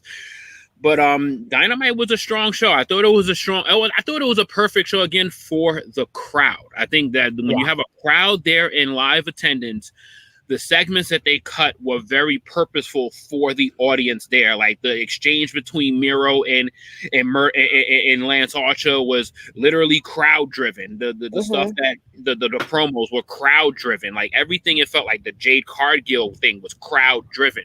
It just felt like they were there to deliver for that packed house at Daily. It's kind of like taking a hit for the TV viewership. But that live crowd, you got to give them something that they can react to. But it wasn't really going to deliver something for us at home to really respond to at home. I thought it was a better live show than an at-home show. That's the rolling is great, baby. Top guy, JJ. I want to tell all of you guys. I don't know if Benno knows. I think I've said it before on Wrestling Daily with Steph, but my wife, she works for WWE. She works at WWE headquarters. And me watching AEW Dynamite is always a point of contention. But she actually sat down and watched, the first match with Cesar Bononi and Darby Allin. But as soon as it got to the weigh-in, and she's like dragging it, she's like, this is like 1980s, 1990s BS. She was like, she gave a great attestment. She just watched that one segment, and she was like, who's the babyface? She was like, how is Cody the babyface here? She was like, I don't want Cody to win. This is my first time watching, and there's just something about Cody that I don't like. So that is a casual fan that doesn't really watch Dynamite giving you that perspective, and that just didn't help the whole fucking entourage being out there as well. Like so many people behind him, and as I thought we were getting like flag underwear, this. Oh god, it's so. I don't know why they've gone this direction. With all his students from the Performance Center, right? Yeah. From the Nightmare Factory. Yeah, like he's bringing up the Performance Center with him. Like, what the fuck are you doing? And it's like Cody. He brought his sister out there, and okay, like that's lovely for your sister, but why are you turning you facing a British boxer into something where your sister feels the need to be there because it's that, like the sister should be there for a really emotional thing, like when he's facing Dustin or something, but not, when he's facing this British boxer, like what? Cody's here to save America. He had the world title match. He had the feud with MJF, which was a lot more personal, but we get the sister for him becoming the social justice warrior. And Fifth Generation saying, does anyone know why there were even a weigh-in? No, we don't. Yeah, they didn't know. Because this match is huge, guys. This match is huge. It certainly wasn't so Big Show could show off his skill knowledge. Like no, that was just really bad on the Big Show's part. But we got to move on. There was also another show last night, Friday Night SmackDown, which had a WWE TV Match of the Year with the Usos defeating the Street Profits in a great opener to the show. You also had the Mysterios beat the Dirty Dogs in what felt like a repeat of what happened at Backlash, as Dominic Mysterio went it alone and basically beat the Dirty Dogs alone. So much for Dolph Ziggler and Bobby Roode having any credibility. And we also saw that the Usos will challenge for the SmackDown Tag Team titles next week on the show. Krssi Love, what was your thoughts on the Usos versus the Street Profits? Oh my God, what a match. Wow. First of all, when they cut the promo, that was great. And then I love that the Street Profits came, so I thought that was just getting in their head. I thought the match was amazing. Lots of high bumps and everything. I actually thought the Street Profits would have won to make Roman upset with the boys, make that storyline go. So you make sure that the guys are not in the same place with the Usos. Make the storyline still go because, he's still like conflicted. Jimmy's still like in a place where he's just like, he don't know if he want to be with his brother. Or, he wants to be loyal to the cousin. Still make that storyline still like a little, drag it out more. Because again, we're probably going to see both brothers go against each other eventually, I'm sure. But I definitely enjoyed it. I hope they go against each other one more time. Because I don't think that they're going to take the belt off of the Mysterios right after a week. I think so. I think the Mysterios are just transitional champions for the Usos to win next week. Just to give Ray and his son moment. They give Ray and his kid the moment. That's why they didn't wait for Father's Day, which would have made more sense for them to win the tag team titles at Hell in a Cell. So they just gave them this WWE just messing up shit. All right, go ahead, friend. It's all right. It's all right. This show basically fell off a cliff after this match, though. I will say, because it was like that set the bar way too high for the rest of the show. But we did get the great backstage segment where Roman told Jey Uso, "You were main event Jey Uso when your brother was gone. Now you're in the opening match. You're just gonna go back to which twin are you?" Great line by Roman. Roman is just so smug. He's just so awesome right now in his role, and he just comes off like a straight mob boss. So I love it. We also missed this week WWE NXT, which once again saw the ratings fall to 698,000 viewers. But we had a great, excellent main event with Karrion Kross defeating Finn Balor to retain the NXT Championship. Frankie Monet made her debut, beating Cora Jade. You also had Pete Dunne defeat Bobby Fish in a good technical wrestling matchup. What stood out the most to you guys on this week's NXT, and how did you? I know you, Steph, are not the biggest fan of Karrion Kross. Did you like this whole matchup with Finn Balor this week? Well, that was the only thing from NXT I saw. I'll be honest. I am yet to remember that NXT is on a Tuesday since it moved. I'm yet to have that moment of memory. I thought this match was fine. I thought it was probably Cross's best match. More interested in the future for my former top guy, Finn Balor, of whether or not he's going to go up to that main roster or not. I think he probably is, and I think we're going to have the same story repeating itself, and then Balor is going to end up getting depressed, take a break, and maybe, I don't know, not sign his next contract or end up back in NXT, because I don't see this working out any other way for him. Hopefully he has more courage than Daniel Bryan, like we've yes. Hopefully. We got Romeo quoting Roman Reigns saying, "I don't want you to go back to a place where people look at you and say, which one are you again?" And that's so sad, because I was kind of like that. I had to separate them by the shirts. I was like, this shit is so fucking true. Like, damn. And the one that came back is the one that's always getting in trouble anyway. So we don't need him there no more, really, to be honest. Damn. Nice. Cut the twin altogether. Sheesh. Let's listen. Let's just call the spade, and this is the spade.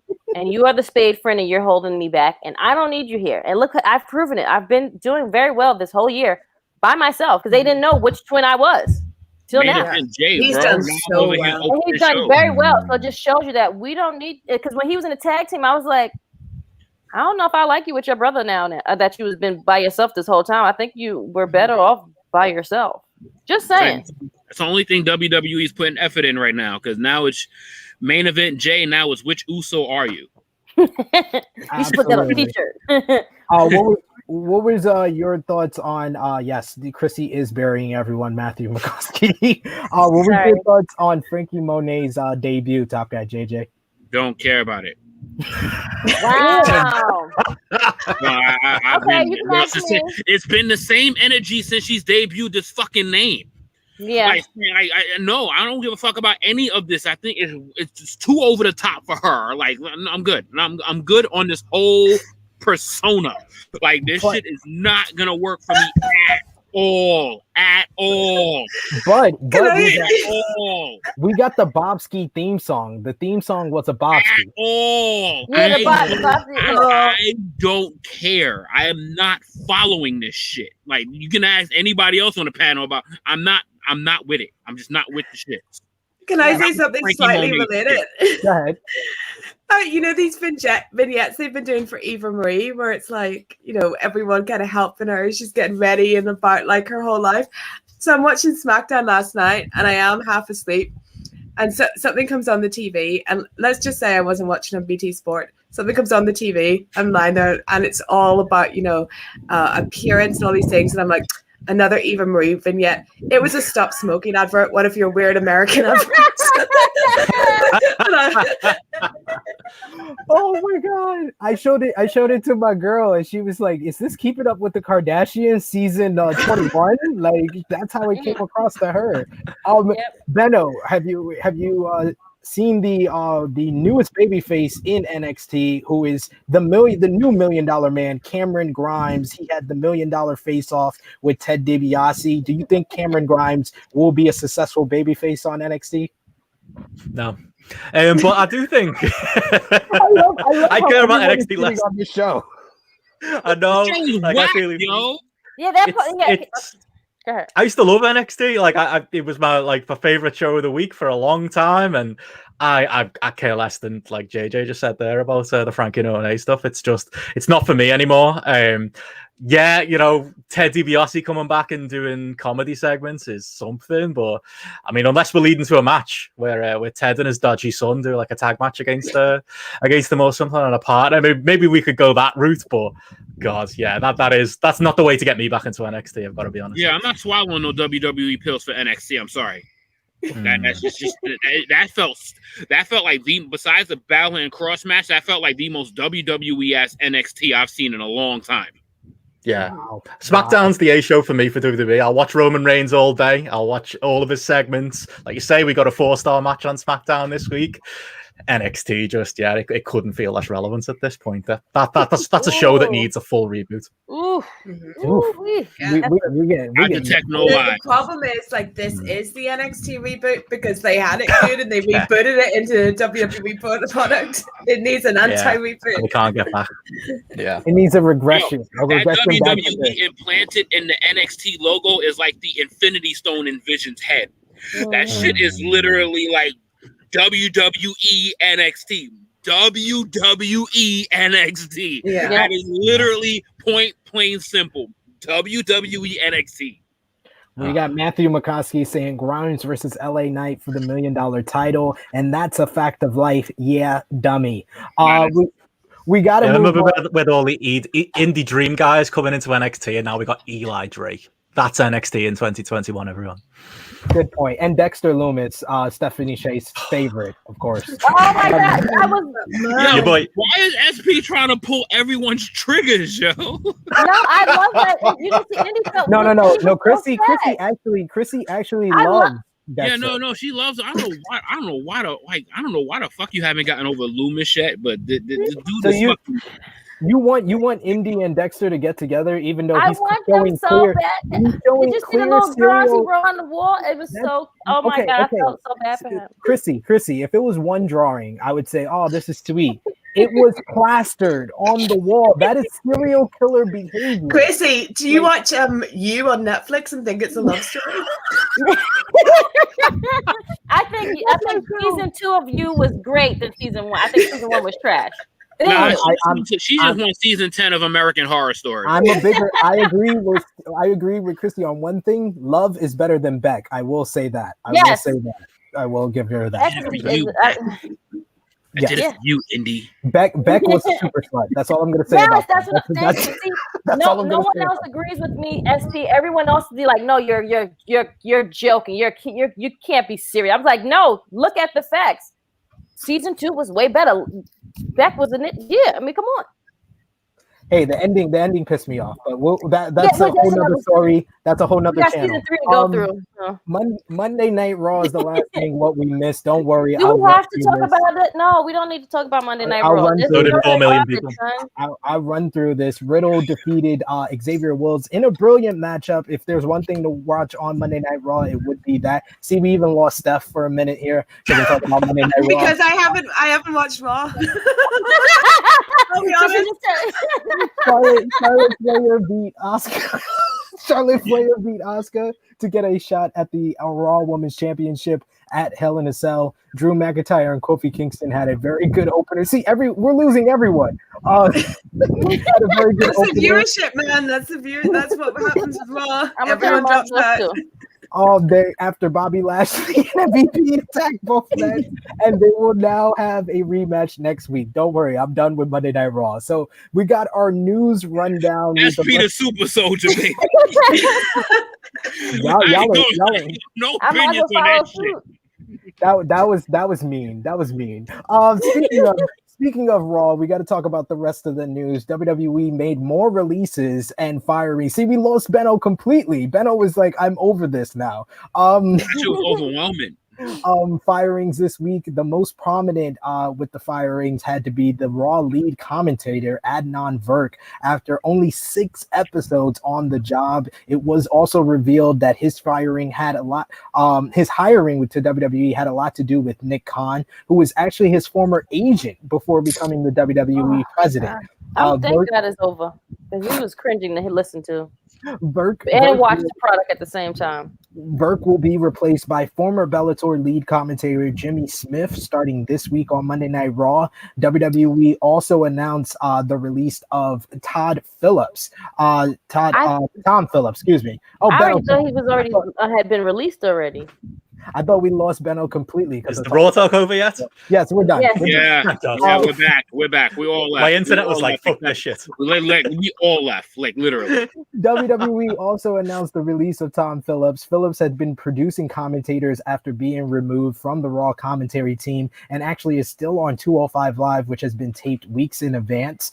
Fightful Select has given more details on what WWE has in mind for freshening up the roster on both Monday Night Raw as well as SmackDown. According to Fightful, there were currently plans in place for additional call-ups on both Raw and SmackDown, which will include talent from both the NXT and NXT UK brands. During a recent interview with Ryan Satin in regards to freshening up rosters, Finn Balor said that he would like to go to back to the main roster after being in NXT for 2 years and making changes to his character there. A new report from WrestleVote says that the feeling is mutual, at least with the Raw creative team. According to the report, creative team members have been asking for Balor to come back for months now. However, officials have yet to make the decision to call him up from NXT. Krssi Love, would you rather see Finn Balor on Raw or SmackDown? Me, myself, I think he's more needed on Monday Night Raw. No! He's more needed on Monday Night Raw. No. You know why what? would you do Balor like that? Sorry, I know you asked Krssi, but fuck no. Poor Finn. I would say yes, because I'm sick of seeing Drew McIntyre, Bobby Lashley, every Monday Night Raw. It's like it's becoming where they're gonna do the show. I don't need to watch no more because I already know. I don't want to watch no more because it's repeating the same thing over and over and over. So I think yes, he should go over there. However, I hope he doesn't get lost in the sauce like he is. And NXT because he was there. He was supposed to be there to like bring people together. I mean, bring more viewership. But look what that did. Nothing. But people did enjoy.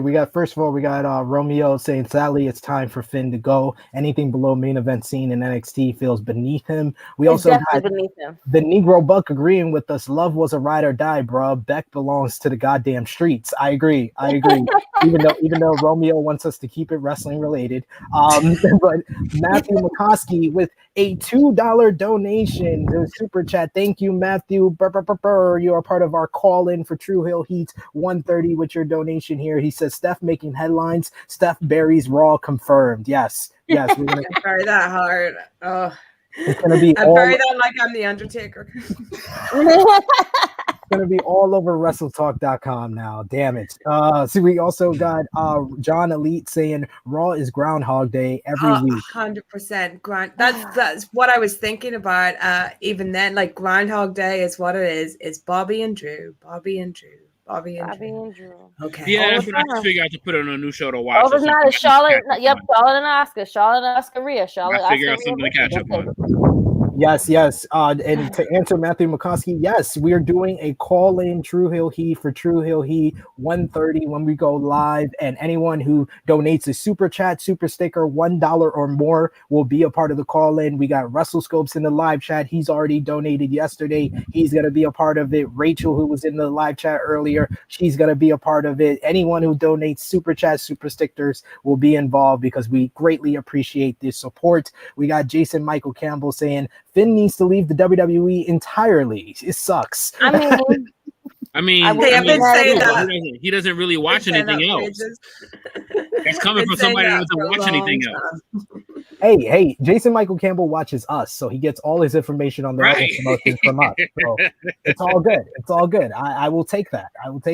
We also got the Negro Buck saying, if Finn is going back from NXT, they better have something for him. I agree that he's more needed on Raw just because they lack main event caliber guys than SmackDown with AJ and Randy and tag teams. And think about it, the last person who beat Lashley for a singles title one-on-one was Finn Balor at WrestleMania 35. So the story is there for them. I just want them to do it, to use it. Listen to me. Either use my Cardi B idea or use that idea. That's all I'm gonna ask. But they won't. We also got Finn in Japan again would be effing brilliant. I agree with you. Yeah, there's NXT Japan. If Finn goes back to New Japan, like there's such a built-in story between him and Jay White, with him being the Bullet Club founder, Jay White being the leader, but Finn being the guy that like got Jay into New Japan. Like they could do one hell of a story together. That would be great. I've done it in WWE Universe, so I hope that they do it in real life. If Finn would bring back so much more notoriety back to Japan, that would be so awesome. Yeah, he's not going to leave though, because he's like settled with a wife in America now, and he spent his time in Japan when he was, a free man. Money talk. Money does a lot of talking. Absolutely. Per a report from PW Insider, Senior Vice President of Production for the company, Brian Palanico, is among the executive staff who have been let go this week. He's worked with the company for nearly 9 years, and he previously worked as ESPN Senior Digital Producer. He later worked his way up to become the VP of Digital and Social Media back in July of 2015, and he promoted to the position of SVP of Production back in March of 2019 and gets let go 2 years later. Our boy Steph, Alex McCarthy of Talk Sport, reported this week that the international offices have also lost a large portion of their staff, and the international VP of communications, Dan Humphreys, was among those who exited the company. The site notes that WWE offices in the UK, Japan, India, Germany, and the US all saw many key figures exit. Humphreys' team had won the PR Week's Best Global Brand Award just last week. And as was reported previously, Nick Khan has made all the decisions, and the move is to lessen the redundancy while folding together several divisions under Kevin Dunn. Khan will... Go ahead. Sorry, I thought you were finished. Go ahead. Go ahead. Go ahead. Oh, well, I was just going to say it's really sad news about Dan. Great guy. Great guy. yeah, he's someone that I really enjoyed working with. But to me, that this is like streamlining departments to sell your company. This is what I think this is. That all of it, whether it be the international offices or the digital production things with the other guy, like that's what I see here. Yeah, it's kind of sucks that that there's been so many like firings and releases. It's quite depressing when you think about WWE overall, from behind the scenes to on the camera. It's kind of ridiculous, but that's WWE. It's crazy people like losing big jobs with such little notice. Like someone like someone that I would have spoken to a week or two ago now doesn't just gets let go. Like it's crazy. They are struggling for money, to be fair. It's not like they've made record profits for the last 3 years or so. Oh yeah, you got a company over here making record profits. You over here cutting dudes that created bangers. Straighten that belt. Yeah, save that 30 grand. What's that kid's name that I really like? Jaden Williams.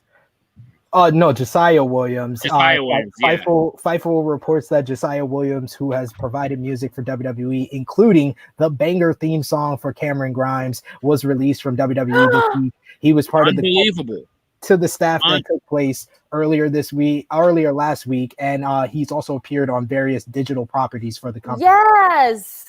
Yeah, unbelievable. That is disgusting. Unbelievable. Somebody that has literally created content for this company. Yes, current content is getting let go. His social media alone. But it's like, for what? Like, why? For what? Like, they're not struggling. They're not struggling. They're not struggling. They're freaking streamlining to make more money. Yeah, this is this is streamlining stuff, because if you make your company like very profitable and then kind of more compact, it's like an easier sale than having all these departments and stuff like that. If you can just merge things together, give people more responsibility. Yeah, and then Vince McMahon gets another pool, so everyone's happy. That's all we need. Yeah, there's just some dudes that just don't make sense. Like when you got guys that's actually putting in current work, and you're just all of a sudden you're cutting their legs right up under them.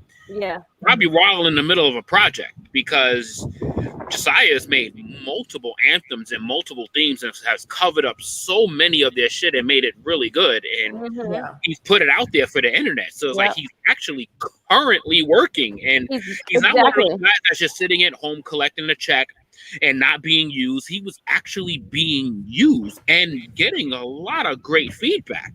Yep. It just doesn't make any sense. Some of these things just don't make no sense. That's literally, again, they do not have their fingers on the pulse at all. They do not give a fuck about the fans. It was reported last week that WWE shut down also its talent management group after launching it just in November, which had been set up to make third-party deals for the talent for sponsorships, film roles, and social media. Some of the people who were moved to the division noted publicly that they were laid off, although WWE hasn't commented on the news. The Wrestling Observer newsletter reports that talent hasn't been told about whether they will be able to make third-party deals again after the whole big scandal that happened earlier this year. And then the final WWE note, we do have a comment from the Negro Buck saying WWE really turning into Oprah. You get a pink slip. You get a pink slip. Pink slips for everyone. And speaking of pink slips, we talked about it shortly with my voiceover on the last True Hill Heat, but now we can actually talk about it live here. Velveteen Dream, aka Patrick Clark, released a statement following his WWE release and pleaded his innocence to the allegations made against him during the Speaking Out movement. He also addressed why he spoke to the specific fans and did not plead his innocence previously, claiming that he was trying to protect his character as the Velveteen Dream, explaining the origins of the character and the thought process behind it. Benno, let's start with you. What was your thoughts on the Velveteen Dream's release and then his statement regarding it? Human garbage, glad he's gone. And it's not, this is the thing, he's not gone for those reasons either. He's gone, for something else. They allowed him to stay employed for this time. I'm telling, like, whether you're a fan of Velveteen Dream or not, and, there were elements of the character I really enjoyed. You see those screenshots, you hear that voice clip, there's no doubt those allegations are true. I'm sorry. And that this bullshit about, I was trying to protect my character nonsense, like, you know, you make the denial at the time, and he didn't. And yeah, his guilt was always all there for all to see. But I would say I'm not giving a round of applause to WWE here because I don't think this is a moral decision. Yep. Something else has clearly gone on backstage, and this has been the final, you know, straw. But yeah, fuck that guy. PR move. Yes. Yeah. Yeah, 100%. And like the statement was very long and long-winded, but it really felt like he was gaslighting his victims. Like he just said everything bad about his victims, why his victims like went off of social media, even though we don't know if like WWE or fans were contacting them, because I don't know if you guys saw it, but the Velveteen Dream marks are still alive and still coming to defense and claiming innocence before being guilty, apparently. There's still Joey Ryan marks, you know, so nothing surprises me. Yeah. I just want to carry on, Benno. No, no, that's all. I just want to like say that I've always fucking hated the Velveteen Dream so much. I'm glad he's fucking gone. He is a piece of trash. His statement was trash. He's an awful human being. And you know, the last time I was on this show, I was in a Prince t-shirt. I'm obsessed with Prince. I'm a huge Prince mark. That gimmick pissed me off from fucking day one. And then he goes on a statement and says, I didn't know who Prince was. Oh like, my God. Fuck off. And also, you were doing the fucking worst, like homage to Prince, it was not what he was, and it was disgusting. And then you have like young viewers being like, "This is what Prince was like." He fucking was not anything like that. I hated it. It made me so angry. This fucking like that he took from an actual great man and made it such fucking awfulness, trash. I hate Velveteen Dream. Sorry. I now have figured out Steph's trigger. She has said fucking like 6 times and just speaking about Velveteen Dream. That's a fact. I was so sick back in the day of people being like, "You must love Velveteen Dream and his Prince gimmick." I fucking hit it. It's awful. Yo, so disrespectful. Oh, I feel like Steph needed like time to settle in on the last True Hill Heat, but now she's like a full-fledged member of True Hill Heat. She definitely is. There's stuff today that's just like triggered me. It's like the longer the statement, the longer the lie. Like that shit was a diatribe of bullshit. Like it was like, dude, like, and then the whole thing, when you say something for that long, and there is not one piece of accountability there, your whole statement is a lie. Yeah, it's like Joey Ryan's video. No, there was no accountability in the entire statement. Not one piece of accountability in the whole statement. There's something more to that, and probably even worse. And thank God, fuck it, if it's a PR move, he's gone. Yeah. But I just hope that no other desperate company ends up signing it. No. And he did it in Landscape, the fucker. That was his final troll move. Did you see that on his Instagram story? It was just the wrong way around. It's like, you're just being a dick. You know what you're doing. He had to send his own notes, and it was backwards. Like it was just but like, I would love to know why they kept that man. Like, someone got rid of him from before. Interview of what he had on someone to keep him, because the people they get rid of, and this guy just stayed for so long. It's crazy. That's why you can't give them any credit for firing him in the now, because it's so overdue. Mm-hmm. Same with Dre. Same thing. So they gave the wrong person due process. Yep. That's basically, they gave the wrong person due process. Pretty much. We got Nick Jackson saying, "You're taking Velveteen's Dream place at the cookout. You're officially invited to the cookout, Stephanie." Cookout? Yep. We got Romeo saying, "Dream thinks he's a legend in his own mind. Felt like that statement was written by Ultimate Warrior." Very, very, very true. We got to get to the rest of the news. AEW news. Tony Khan announced the Women's Casino Battle Royal will return at AEW All Out 2021 this year on the AEW Restricted podcast. Jade Cargill on AEW Friday Night Dynamite chose Mark Sterling as her manager in the ending of the Cargill sweepstakes. The Wrestling Observer newsletter reports that the current plan for the Friday episodes for AEW, they're going to have one next week on July 4th. Dynamite will also air on Friday, June 11th and June 18th at 10 p.m. So You got your 3 a.m. man. That fucking playoffs, man. You got your 3 a.m. Dynamites for 4 straight weeks, Steph and Benno. 3 a.m. for you guys. No, we'll do it. That's nothing to us, is it, Steph? We'll be fine. Again. But yeah, they're also messing up my freaking streaming schedule too. Oh yeah. Yeah, that makes it difficult for all of us. I know the AE recap guys have to do it now over the weekend. And then we got New Japan news, which is a lengthy one here. We got the Voice of Wrestling podcast reported this week that Will Ospreay actually vacated the IWGP World Heavyweight Championship after leaving Japan against the wishes of New Japan Pro Wrestling officials. New Japan trainers compared Will Ospreay's various injuries to the recent injuries of Kazuchika Okada's back and Kota Ibushi's foot, in that while Ospreay is no doubt hurt, he has shoulder pain, neck sprain, and various other ailments, he was not injured to the point that he was advised to stop working immediately, and to the point he would need to vacate the world title. This agreed upon the plan between New Japan and Ospreay was to work through the Wrestle Grand Slam tour and then be given time off for the summer struggle to heal up. Likely he was going to drop the title to Okada at the Tokyo Dome to close out the Wrestle Grand Slam tour.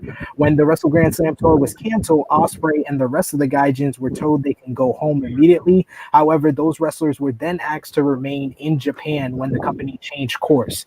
Ospreay left the country anyway over a number of different issues, both personal in nature and related to the mounting frustrations with the office shared among a number of Gaijins, with the last-minute decision to hold everyone behind for the new set of shows after being told previously that they could go home. So New Japan felt like they had no other choice but to vacate the title from Ospreay. However, Ospreay addressed on the Two-Man Power Trip podcast, pledging his allegiance to New Japan Pro Wrestling and confirming that he signed a new deal with them in 2019. He also posted his X-ray of his neck on his Twitter, which is damaged, as well as an update saying that his lower back is also severely hurt, needing an MRI to look at the damage if he needs surgery. We wish the best to Will Ospreay with his various injuries. Send him love if you're a fan of him on Twitter at Will Ospreay. Benno, you are in the UK. What's your thoughts on this whole story involving Ospreay, and how do you think that the injuries are serious, or do you think that Ospreay lost his smile? Yeah, this story stinks, I think. Firstly, you've got to say, Will Ospreay's been one of the lone highlights in New Japan this year. 100%. Mentioned before, death by 1,000 cuts with New Japan. This was just another thing they didn't need. You take Ospreay out of the mix, and what's left right now? Not much. Yeah. A lot of unmotivated looking guys and unmotivated looking booking. So it's a real travesty from that point of view. Yeah, I think there's more to it than meets the eye of this, because as soon as the story broke, it was well, Ospreay, I feel like he's one of them people who walks around injured 24 hours a day. It was this has to be serious if Ospreay is dropping the belt, never mind, taking time off. But yeah, as more stuff came out, and like you said there, Voices of Wrestling were on top of this, breaking the story. There's been some talk of, issues with Ospreay and B. Priestley. There was even a scary day last week where I think it was Fumi of Wrestling Observer was saying that he'd heard that Ospreay might be headed to NXT UK. And God, I'll give up podcasting if that happens. I'm not having that. I don't think there was ever any legs in that. I think it was a mistranslation, if anything. But there's a lot of weird stuff going on with this story. Do I believe he's injured? Yes. Do I think it's as serious as being made out? No. I think New Japan are covering a little bit for some of these issues. We're hearing a lot of grumbling about how New Japan are handling COVID, which is crazy considering how well they handled it this time last year. We were all applauding them for cancelling shows and being really smart about things. It just feels like a place now where people aren't happy and there's serious unrest going on backstage there. And if your champion's involved with that, that's just another one of those big negatives around New Japan right now. And as a fan, I cover New Japan for a podcast and I cancelled my New Japan World subscription last week. So I'm when's the next time I'm going to need it? I don't need to watch this right now. It's the most, it's not must-see viewing right now, and especially without Will Ospreay there. It's just, New Japan basically doesn't exist to me right now. That's a terrible thing to say considering how much I've loved New Japan these last 10 years. I totally agree with everything you just said. They did note on Voice of Wrestling that it was a mistranslation, that the people in Japan didn't really understand what NXT UK is. And we don't in the UK, mate, so understandable. And speaking of which, I do have to ask you this question that's in the live chat from Carnage Pain. Why is Brit Wrestling over? I think that's for you, Benno. The simple answer is we used to have a scene with dream matches and big wrestlers that people all around the world, like you guys, might watch. The big Rev Pro matches, the big Progress matches. What we've got now is a lot of young wrestlers with a lot of promise, but not much of a main event scene. Our companies have been decimated by speaking out and just generally through bad creative, the likes of Progress as well. Our boom was 2017 or so. Right now, it's a scene that's a bit in tatters, and I don't see it coming back to the strengths it was at a few years ago. That's the Cliff Notes version. Thank you for that, sir. And Krssi, what's your thoughts? There also was a report with Voice of Wrestling that there might be a mass foreign exodus for New Japan, with certain talent, Switchblade Jay White and David Finlay have tested positive for COVID. Instead of New Japan giving them a hotel, they made them stay at the New Japan dojo, which caused more frustration for the Gaijin stars. Do you see the foreign talent leaving New Japan anytime soon because of all of this? Probably so, because their cases keep still going up. Is that correct? Right? Yeah. I think they definitely will, because they're not taking. It's still something that's out there. Even if you get the vaccine, you can still catch it. It's still something that you still need to be watching and mindful of. You still have to wear your mask. So if they're not going to take care of you properly, I definitely think people are going to start just walking away, because you're not concerned about my health. You're just concerned about the money, and I'm not here for just I want to work, but I got to be alive and healthy to work. So I definitely think that they will probably see a lot of people. Some they say, you feel it when it'll hurt me more than it hurt you. You know what I'm saying? So it's like, that's what's going to happen. They're going to walk away. I don't want to walk away, but that's what's going to happen to people, because you're not taking this seriously. And my health is more important than me wrestling and getting sick and not being here. You're basically forcing their hand. Yeah, I think exactly. Jay 100% wants to leave. Whether he can or not is Right. another question. But I believe for a long time now that Jay wants to leave, and have like an easier life, working in the States where he actually lives. And I think the COVID situation probably has pushed that over the edge for him. Made his answer even more. Yeah. Very true. And then the final New Japan note, it was announced as early as this morning, Kazuchika Okada will face Shingo Takagi at the June 7th show, Dominion, to determine the new IWGP World Heavyweight Champion. The title was vacated, of course, by Will Ospreay, like we said previously. Also announced for the Dominion show was an IWGP Junior Heavyweight Championship match of El Desperado versus Yo, who El Desperado also tested positive for COVID, but of course, he probably will be recovered by June 7th. And also Kota Ibushi versus Jeff Cobb. Impact Wrestling News, Fightful Select reports that Impact has indeed reached out to multiple people that were released from WWE back in April. It's unknown at this point if deals were in place or any contracts were set up, but the main roster talents still have 90-day non-compete clauses. Those released from NXT have 30-day non-compete clauses. Impact actually reached out, was noted here, reached out to Good Brothers last year, 15 minutes after news broke of their exit from WWE. And with Brian Myers, it only took a week before they contacted him. So that is all for the news. Except they were quick. They were quick with it. They were doing that thing where like a guy texts you and you're like, okay, well, how long do I have to give it till I reply there? Like 5 minutes is too soon. We'll give it a 15. I think I do have to note this one last news bit. I think Benno did mention it a little bit earlier, but in one of the funniest news stories, I think, of the year, we have to talk about John Cena and the war in China. The South China Morning Post reports that John Cena made a comment during a recent appearance on the Taiwanese broadcasting network TVBS during his promotional tour for the Fast 9 film. During the broadcast, Cena reportedly said that Taiwan was the first country to watch the film. Cena's comment was controversial in China as the island of Taiwan has been governed independently by mainland China since 1949. The Chinese government views Taiwan as a renegade province. It has vowed to eventually unify again with the mainland peoples of the Republic of China. Currently, Taiwan is its own democratically elected government. However, China does not view Taiwan as an independent sovereign country. In a video apology, Cena said in Mandarin, and I'm going to give you guys the English translation. So here's my attempt at acting like John Cena. Hi, China. I'm John Cena. You can't see me. See, you can't see me on the screen. I'm in the middle of Fast and Furious 9 promotions. I'm doing a lot of interviews. I made a mistake in one of my interviews. Everyone was asking me if I could use Chinese. Movie staff gave me a lot of information, so there was a lot of interviews and information. I made one mistake. I have to say something very, very, very important now. I love and respect China and Chinese people. I'm very, very sorry about my mistake. I apologize. I'm very sorry. You must understand that I really love, really respect China and the Chinese people. My apologies. See ya. Thank you, ladies and gentlemen. Thank you. That was John Cena. He got a lot of heat. He got reportedly heat online by fans as well as from the WWE as well. So as he should.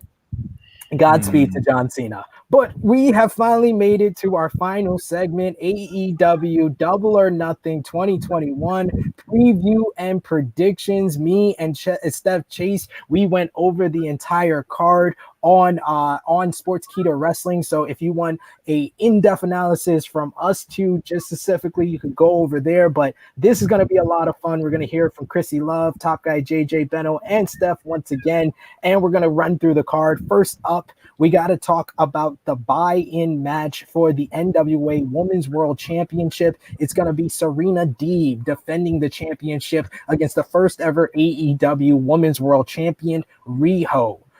This is a buy-in match. It's a rematch from the number one contenders tournament back in the beginning of 2021 between Rio getting a victory over Serena Deeb. So who wins here on the buy-in? And of course, you guys watching in the live chat, leave your predictions for each of these matches in the live chat. We're going to highlight you guys. Let's start off with Top Guy JJ. Who you got in the buy-in? Deeb versus Rio.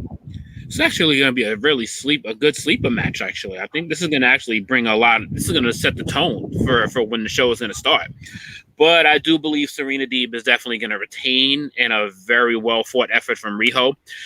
Serena Deeb has just been such an awesome champion. So just to end that on a buy-in for a pay-per-view would just kind of be a slap in the face for her. So I'm definitely going with Serena Deeb to retain here. Miss Krssi Love. Oh, she's on mute. Are you good now? Sorry, my kids. Yeah, I'm good now. I'm sorry, my kids was coming upstairs making noise.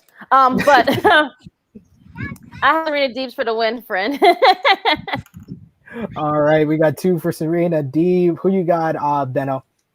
Yeah, it's looking like a full house. Serena Deeb. And I'm glad this match exists because me and Steph watched 2019 Double or Nothing and saw what a state the pre-show was back then. This is a proper use of the buy-in. I think a great match that will hopefully sell some more pay-per-views. But Deeb for the win. I definitely agree with you there, Steph. Yeah, Serena Deeb. She ain't dropping that title on an AEW pay-per-view. She's been one of the most consistent women on the entire roster, so I got Serena Deeb as well. And yes, we have to talk about the match one more time. We talked about the weigh-in. Now we got to talk about the main attraction on this card in the mind of Cody himself. Anthony Ogogo with the Factory versus the American Dream, the American Savior, the end of racism, the creator of biracial babies, the president of the Million Nightmare March himself, Cody Rhodes. Who do you got in this one, Steph? I mean, I've got a go-go winning this one because I don't think you can have this guy lose a match. But with all the stakes that Cody has put into it, if he loses, that's like, so it's tragic for the world, isn't it? If this the savior loses, but that's Cody's fault for bringing that stuff into it, you know. But Ogogo, I think, has to win because he's this new. I want him to be this unbeatable guy for a while. Mm-hmm. Very strange match to predict, though. Very strange. Nick Jackson says Sid did not just say the Million Nightmare March. Yeah, I'm actually going to show you guys where I got that from shortly. But Top Guy JJ, who you got in this one? Ogogo versus Cody. I'm gonna pick Cody for this shit. He deemed himself the American Dream for this match. Like, how do you lose on American soil when you're the American Dream fighting off the evil Brit that everyone loves? This is the most senseless match of the entire. I love the hat. Thank you. This is dead. I'm going to save the queen. All that. I'm going to go. Fuck this. Like, Ogogo has to. Yeah, I'm gonna say I don't know why you're trying to sugarcoat it and make it like. Yo, this is annoying. Like, the fact that he deemed himself the American Dream is the most annoying thing of this whole fucking. This is not the match for that. Hey, this was. You call yourself the American Dream in the match that you're absolutely definitely going to win. You don't do it in this situation, right? Hey, they had to do it. They had to do it because Cody must make his matches important. Krssi, who you got in this one? Cody versus Ogogo. I definitely got Ogogo. I don't want Cody to win. I'm so sorry. I just don't like the whole thing. I want Ogogo. I wanted Ogogo to win from the get-go, to be honest. So before he even became the whole American Dream nightmare, whatever the hell he want to be today or tomorrow, I don't care. I want Ogogo to win. You gotta go, and of course we gotta go to the Union Jack hat himself. Benno, who you got? Benno. Ogogo versus Cody, or should I even ask? See, Steph knows it takes a lot for me to be patriotic, but Anthony Ogogo, I'm not even going 30 seconds anymore. 10-second knockout. Cody's down on the floor. We all win. That's my prediction. I absolutely is about to pick Cody. I absolutely love how the time for Cody to lose in this match has changed throughout the course of this show for Benno. But you guys want to know why I said the Million Nightmare March? Here is a little scene from the latest AE recap with Marcus Cash and Jimmy McElroy. Yes, we are back. We didn't do last week's. I was out of protest, so disgusted with Cody Luther King Jr. that I was not. Yes, we are back. We didn't do last week's. I was out of protest, so disgusted with. We're having an issue with the video, but yes, the reason why they didn't do last week's AE recap is because they were so disgusted by Cody's promo, and they don't want anyone to watch AE recap if you thought it was deep, poignant, or sweet. And they are very upset about the Cody promo, but because of all of that, yes, I am picking Cody to win this one because I will not be fooled twice. I will not be fooled twice. I chose Lance Archer last year for a double. I was spited, and so I'm not gonna pick against Cody 2 years in a row. Fifth generation saying I want to go to win, but you know Cody's going over. See, people know this. People know. Yeah, that's where the Triple H comparisons kick in. Yeah, Triple H, The Miz, he's trying to be like a hybrid of all these people. It's crazy. It's crazy to me. But yes, we got to move on to the next matchup, which is the Casino Battle Royale. It's going to be 21 entrants in this one. The winner will be the number one contender for the AEW World Championship. You got Christian Cage, Matt Sydal, Powerhouse Hobbs, the Varsity Blondes, the Acclaimed, Evil Uno, Colt Cabana, Preston Vance, Jungle Boy, Matt Hardy, the Private Party, Nick Camarado, and more. And of course, you got the Joker, the to be announced. So who do you think is going to be the Joker card, and who do you have to win? Let's start with Miss Krssi Love. The Joker card. So that's going to be someone that's surprised and that's going to show up that we don't even know about. Yes. Correct me? Yes, correct. Ooh, who just got released that need a job? Damn. Maybe someone from New Japan might show up. I don't know. That would be my guess. Who that person would be, I don't know. So who you got to win? To win, I'm gonna probably go. I want one of the Varsity Blondes to win. Which one? You got to choose one. Well, obviously. I mean, there's only one right answer. Yeah, right. I'm about to say. Duh. I want him to win. So let what's his name, son win. I'm Brian going Pillman Jr. Yes, there we go. All right. Benno, who you got in this one, and who's going to be the Joker card? I think Joker card, I think it's going to be Big G Paul White. I think like this is how you introduce him as an in-ring wrestler. I think that's my safe prediction. I know it doesn't fill me with excitement, but I could see him winning it too if it was him. But I don't know. Outside bet, maybe Christine Cage. I think that could be the way to get to the obvious winner. Yeah. Yeah. Steph, who's your Joker, and who do you have winning? Joker, I think I'm totally going to steal this from you, SP3. So I'm just putting this out there to say this was SP3's idea. Nagata, if he's still in the country, I'd put him in as the Joker, especially with this WWE news coming out. Like, if you have a New Japan guy at your disposal, stick him in. I think it's coming down to Christian or Powerhouse Hobbs. And I think that they're going to go with the safe bet of Christian. But my number 2 pick is Powerhouse Hobbs, and if he wins, I'm taking that as a win. I am gonna go. I do like the Nagata pick. I think that would be definitely smart based on the news that we talked about at the top of the show. But I think my Joker, you got to have someone that is gonna get a pop, someone that's out of sight, out of mind, that would be a surprise. So I'm gonna go with Chris Hero, because I don't think the card is gonna win, but that would get a nice pop from the live crowd. And I think that Christian Cage gets the victory. Nick Jackson said, I think the Joker card could be either Samoa Joe, it can't be him because he's still on his 90-day non-compete, or Andrade. And he says, for my pick to win, I'm going to be bold and say my man Jungle Boy. That would be a nice surprise.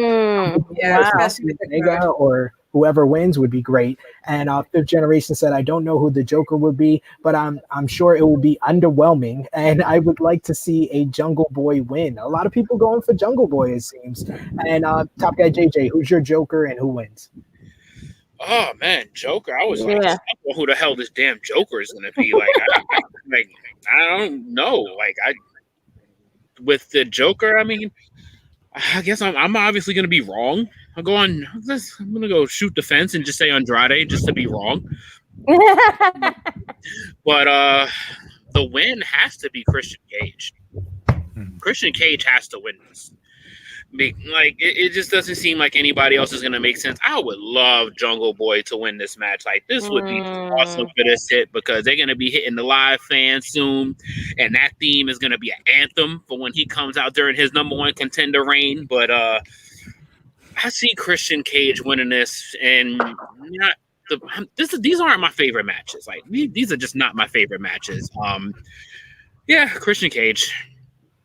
So we got a few for Christian. We got the live chat with Jungle Boy predictions. We got to move on to the next one, which I think could be a show stealer here. We got Hangman Page going one-on-one with the Machine, Brian Cage, with Taz in his corner. Brian Cage got the victory over Hangman Page a couple of weeks ago. Now Hangman gets his rematch, Double or Nothing, and he says that Team Taz, he wants to be stay in the background. He wants them to be one-on-one. So who you got? Cage versus Page. Let's start with you, Top Guy.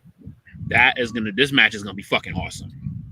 This match is gonna be awesome, but I'm definitely going with Hangman to redeem himself here, because him losing to Brian Cage literally a couple of weeks ago was a super shocker.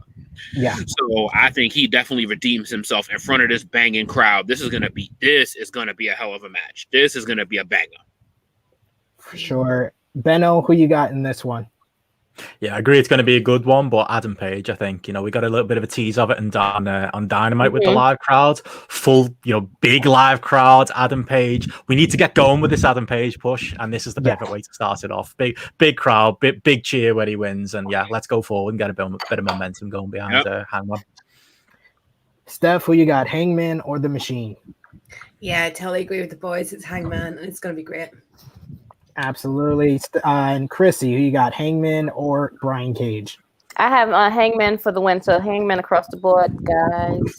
Yes, I agree. Hangman across the board. I won't be different like I was with my Cody pick.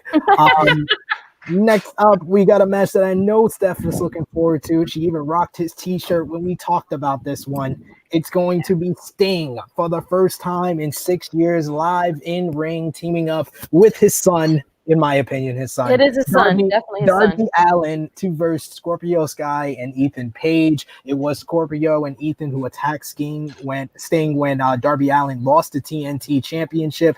They've been feuding with these two ever since. They threw Darby down a flight of stairs. We had the Sting pulling out the old trick out of his hat last night on Dynamite. But who wins this big time tag team matchup? Sting and Darby versus Ethan Page and Scorpio Sky. Let's start with you, Benno. I go with Sting and Darby Allin again. I think a lot of the show is going to be built around feel-good moments for the big live crowd. I get you want to put the younger guys over, and Sting is very much an older guy, but I want that happy moment of Sting with the Scorpion Deathlock on Scorpio Sky, gets the big tap out, and we all get to cheer for Sting doing a live match again for the first time in God knows how many years. So that's my shout. Steph, who you got? Yeah, I have to say how much I freaking loved the Sting's old trick of the multiple Stings last night. I'd love to meet that many Stings, but it's Sting and Darby for the win for sure. And top guy JJ. Oh, Sting and Darby, man. Sting ain't dropping his first belt all ego. It's Krssi. You agree? I agree. Sting, as you can see, Sting was sweating profusely because the paint was halfway missing after he took his mask off. But yeah, Sting and his son for the win. I think this is going to be booked like AJ Styles and Omos versus the New Day at WrestleMania. Yeah. Darby's going to be playing the role of AJ, being in the match most of the time, and then Sting is Omos and just runs through Scorpio and Ethan for the wins. Just Sting and Darby. In case Sting is watching, I love sweaty face paint coming off Sting. Just had to add that, right? We got a horse fight for the TNT Championship. It's going to be Miro defending the title against Lance Archer with Jake the Snake in his corner. This one should be big men slapping meat, as Big E would say. Miro versus Archer. Who you got, Krssi? Miro for the win. He's not losing right away. Benno? Yeah, Miro, and then Lance Archer splits with Jake Roberts maybe and does something different. But yeah, Miro's going to smash right through him, I think. I feel bad for Lance Archer, though. I'm sorry. He needs a big win eventually, but top guy JJ, who you got? Oh, Miro about to bust that ass. Miro is busting Lance Archer's ass. That's going to cause a breakup is definitely imminent. And Steph? Miro, that Jake promo on Dynamite was bad, and it just made me feel like if this was just Lance and Miro going at it, much better. I mean, sorry, Jake. Be into it a little bit more. I was going for Miro previously until I found out that he's a Clippers fan. I am, of course, a Lakers fan, so I will not cheer for Miro. I am going for Lance Archer. I don't care if I'll be wrong. Next up. Wow.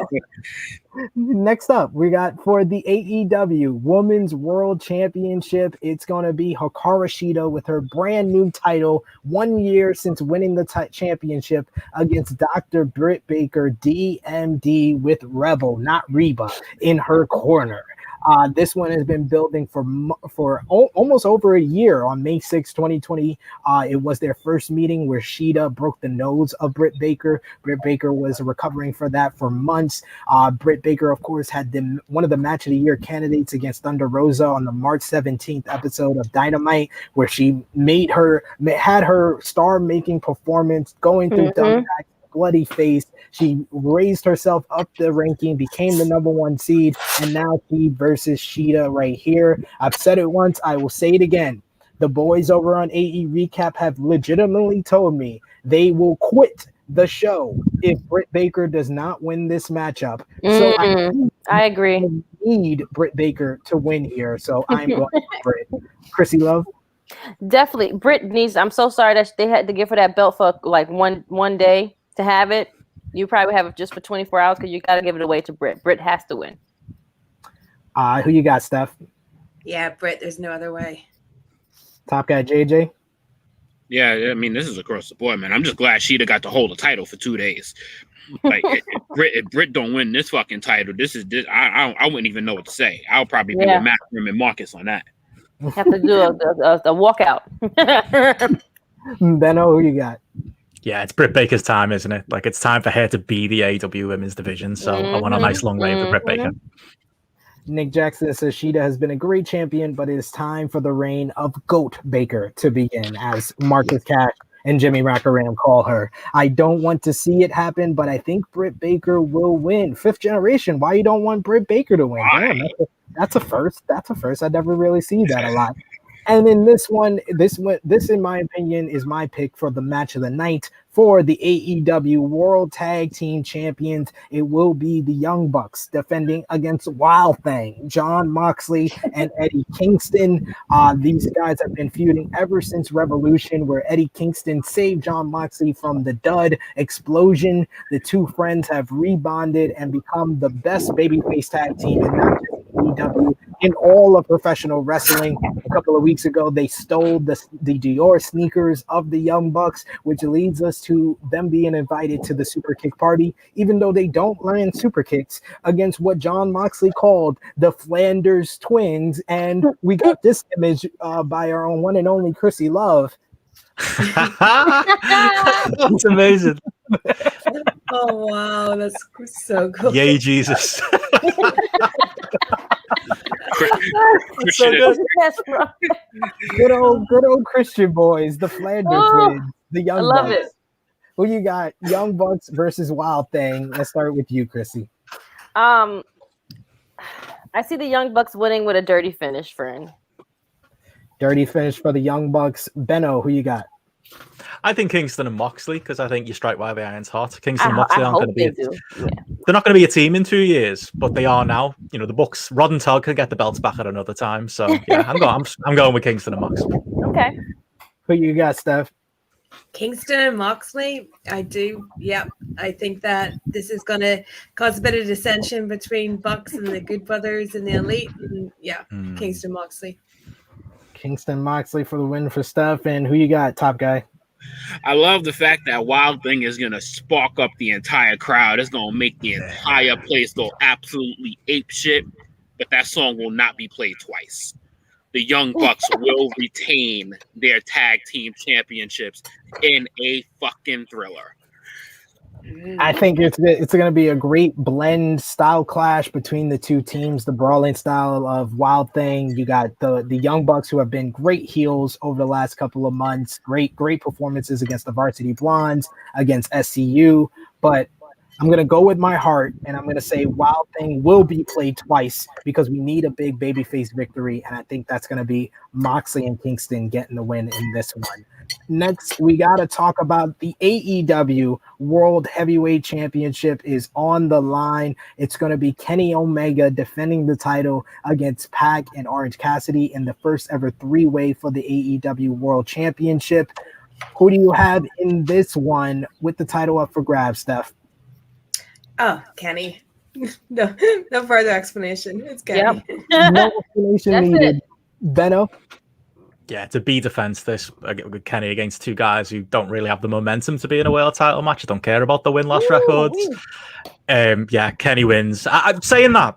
I bet you it's a good match because, you know, look at the people who are in it. But I'm not going into it. I'm not interested. But I'm sure they'll put me into it.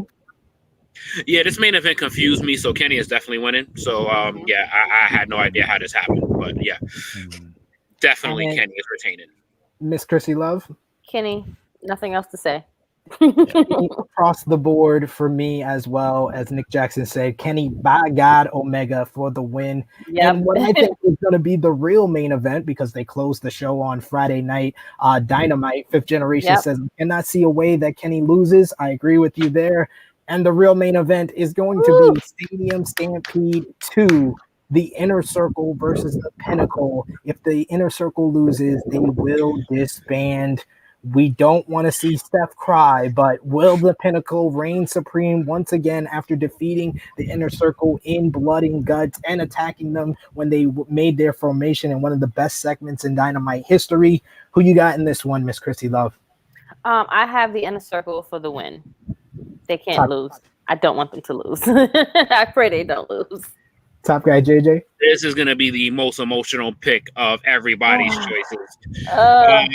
But AEW fucking strikes again with this shit here, because you had the send-off segment and then the ass-kicking segment of the Pinnacle putting up their Titantron video of an ass beating. It's like, they can't go out like that. They can't go out like that. I'm going to go with the Inner Circle with the win here to stay alive for just a little bit longer. That send-off, you can't get sent off like that. Benno, who you got? Oh, I feel bad. Inner Circle are gone. Inner Circle are gone. It's over. Get somewhere on the t-shirts before it's all over. I just don't. I just think Inner Circle and Pinnacle aren't going to be in the same wrestling company for much longer. I think it means you can do a Jericho solo run without having to force a feud with, like, you know, those former stable members or anything. They can all have a nice partner of the ways. You know, Santana and Ortiz can go off and have a program as a tag team on their own. I think, yeah, that's the way this is going. Lone Wolf Jericho is a big babyface run that's coming after this, and Inner Circle is over. Sorry, Steph. I am going to vote for Steph's heart and say the Inner Circle get the victory here. They don't lose back-to-back Stadium Stampedes. Right. And I'm going to let Steph end this off. Who do you think is going to win Inner Circle versus the Pinnacle Stadium Stampede 2? Fuck you, Benno. Inner Circle do not need to break up ever. They're going to be one of those factions where they can go, like Jericho can go have a singles run. Santana and Ortiz can have the tag run that they deserve without it being an Inner Circle thing. They're always going to be connected. I'm starting to think that the fucking Pinnacle is like a red herring, where this is not a faction that's built to last. Like it's like a weird red herring thing where they will split up much quicker than the Inner Circle. Inner Circle for life. Inner Circle are winning, and there's no way that the last moment you see the Inner Circle together would be what happened to them on Dynamite. Like they're not going down like that. No way. Inner Circle are winning. Wow. Like, finally, I'm on a show where most people are on my side, and then you come in, Benno, and just fuck it up. That's not the first or last time you've told me to fuck off. Fuck you, Benno. I have loved. Tell it to Tony Khan. I have loved this episode, although, you know, my camera hasn't been working too much. You guys have been awesome. We got Nick Jackson saying Inner Circle will win since the Pinnacle was standing tall on the Go Home show. Inner Circle stood tall at the end of last year's Go Home show, and they lost. So old wrestling logic at play here. So Nick Jackson agrees with most of us, except for Benno. The MJF singles. Benno just has to be controversial. Benno just has to. He has to. He has to. We'll talk on Monday, everyone. We'll see. I mean, to each his own. Cody. I mean, SP picked Cody. Hey, I'm not wrong. I'm not wrong. But there's logic in the Cody pick. There's no logic. There is. Nobody just wants that bastard to win this match. Plus, I have two interracial babies, so I cannot go against Cody. He's the inventor. Oh, he's your hero. He's your hero. He's my hero. He's my hero. Oh my god. So, that brings us to a close on True Heel Heat 127. This has been such a fun episode. I want to thank our special guests, Benno, as well as Stephanie Chase. Let's start off with Steph. Please let the people know where they can find you on social media, everything that you got going on, Double or Nothing weekend. Go talk about your channel and everything else you got going on. You can find me right there on Twitter at Stephanie M. Chase, and then YouTube, Stephanie Chase Wrestling. Go check out my interview with Darby Allin. If you like Benno, even though I'm not sure how you could after what he just said, you can watch him review Double or Nothing 2019. We did that the other night. Great show. I have a Double or Nothing pre-show, the Double or Nothing pre-show, happening over on my channel on Sunday, the hour before the pay-per-view begins. It will be me and Mr. Kenny McIntosh from Inside the Ropes. And then on Monday, I have a very, very special guest as SP3 himself joins me to review Double or Nothing, because we have spoke about this show so many times. We have to wrap it up by giving our actual review of it. So it'll be me and SP3 on Monday doing that. And tonight is my AEW Weekly show, moved to a Saturday because of some American sport. So that will be 10 p.m. on my channel. UK time, 10 p.m.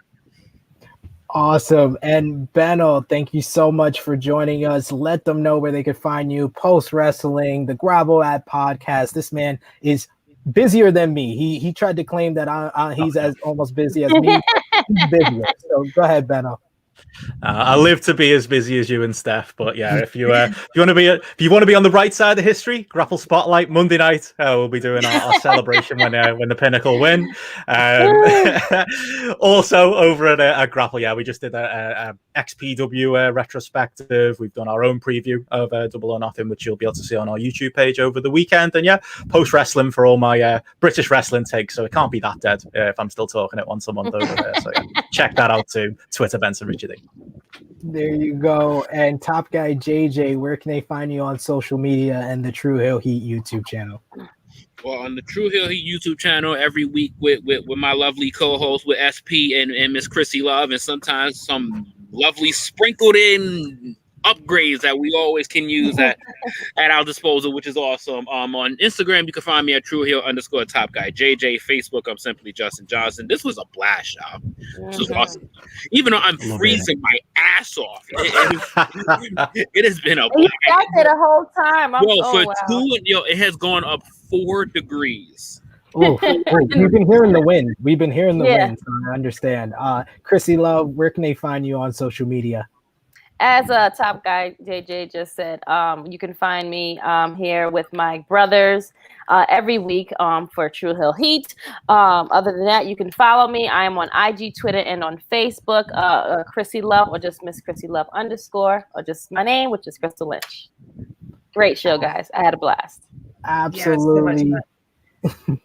So much fun with everyone. You can find me over on the Twitter machine at TrueHillSP3. I'll be going live later today on the Sportskeeda Wrestling YouTube channel to talk about Friday Night Dynamite for Sportskeeda with Kevin. So you can check me out later today. I'm going to be with Steph Chase on Monday reviewing Double or Nothing. We also got our big AEW Double or Nothing roundtable review right here on the True Hill Heat YouTube channel about 30 minutes following the pay-per-view on Sunday, so check that out as well as the Dark Side of the Ring Becoming Warrior review that we did yesterday, and a whole bunch of great content that we got here on True Hill Heat. Of course, support our friends over at Battle Club Pro later today, 3 p.m. Eastern Time, 8 p.m. BST, Title Match Wrestling Network. They go live for Made the Franchise Reign, their first event in well over a year. And of course, follow the gang, True Hill Heat, on Facebook, Twitter, and Instagram. Like this video, share this video with all your wrestling fans, friends, and family. Of course, if you're new to the True Hill Heat YouTube channel, smash that subscribe button, hit the bell to stay notified. We want to thank each and every person who watched us, who provided their thoughts in the live chat. Fifth Generation Carney saying this is another great show. Thank you guys. Hope you have a great day. Peace and love. Peace and love to you. Peace and love to everyone in the community. Peace and love to Benno and Steph. Thank you so much. This has been a Double or Nothing party. This has been such a great time. For Miss Krssi Love, for Top Guy JJ, for Benno, for Steph Chase, it is me, your True Hill Phenom SP3. This has been True Hill Heat 127. Double the partnerships. We are signing off.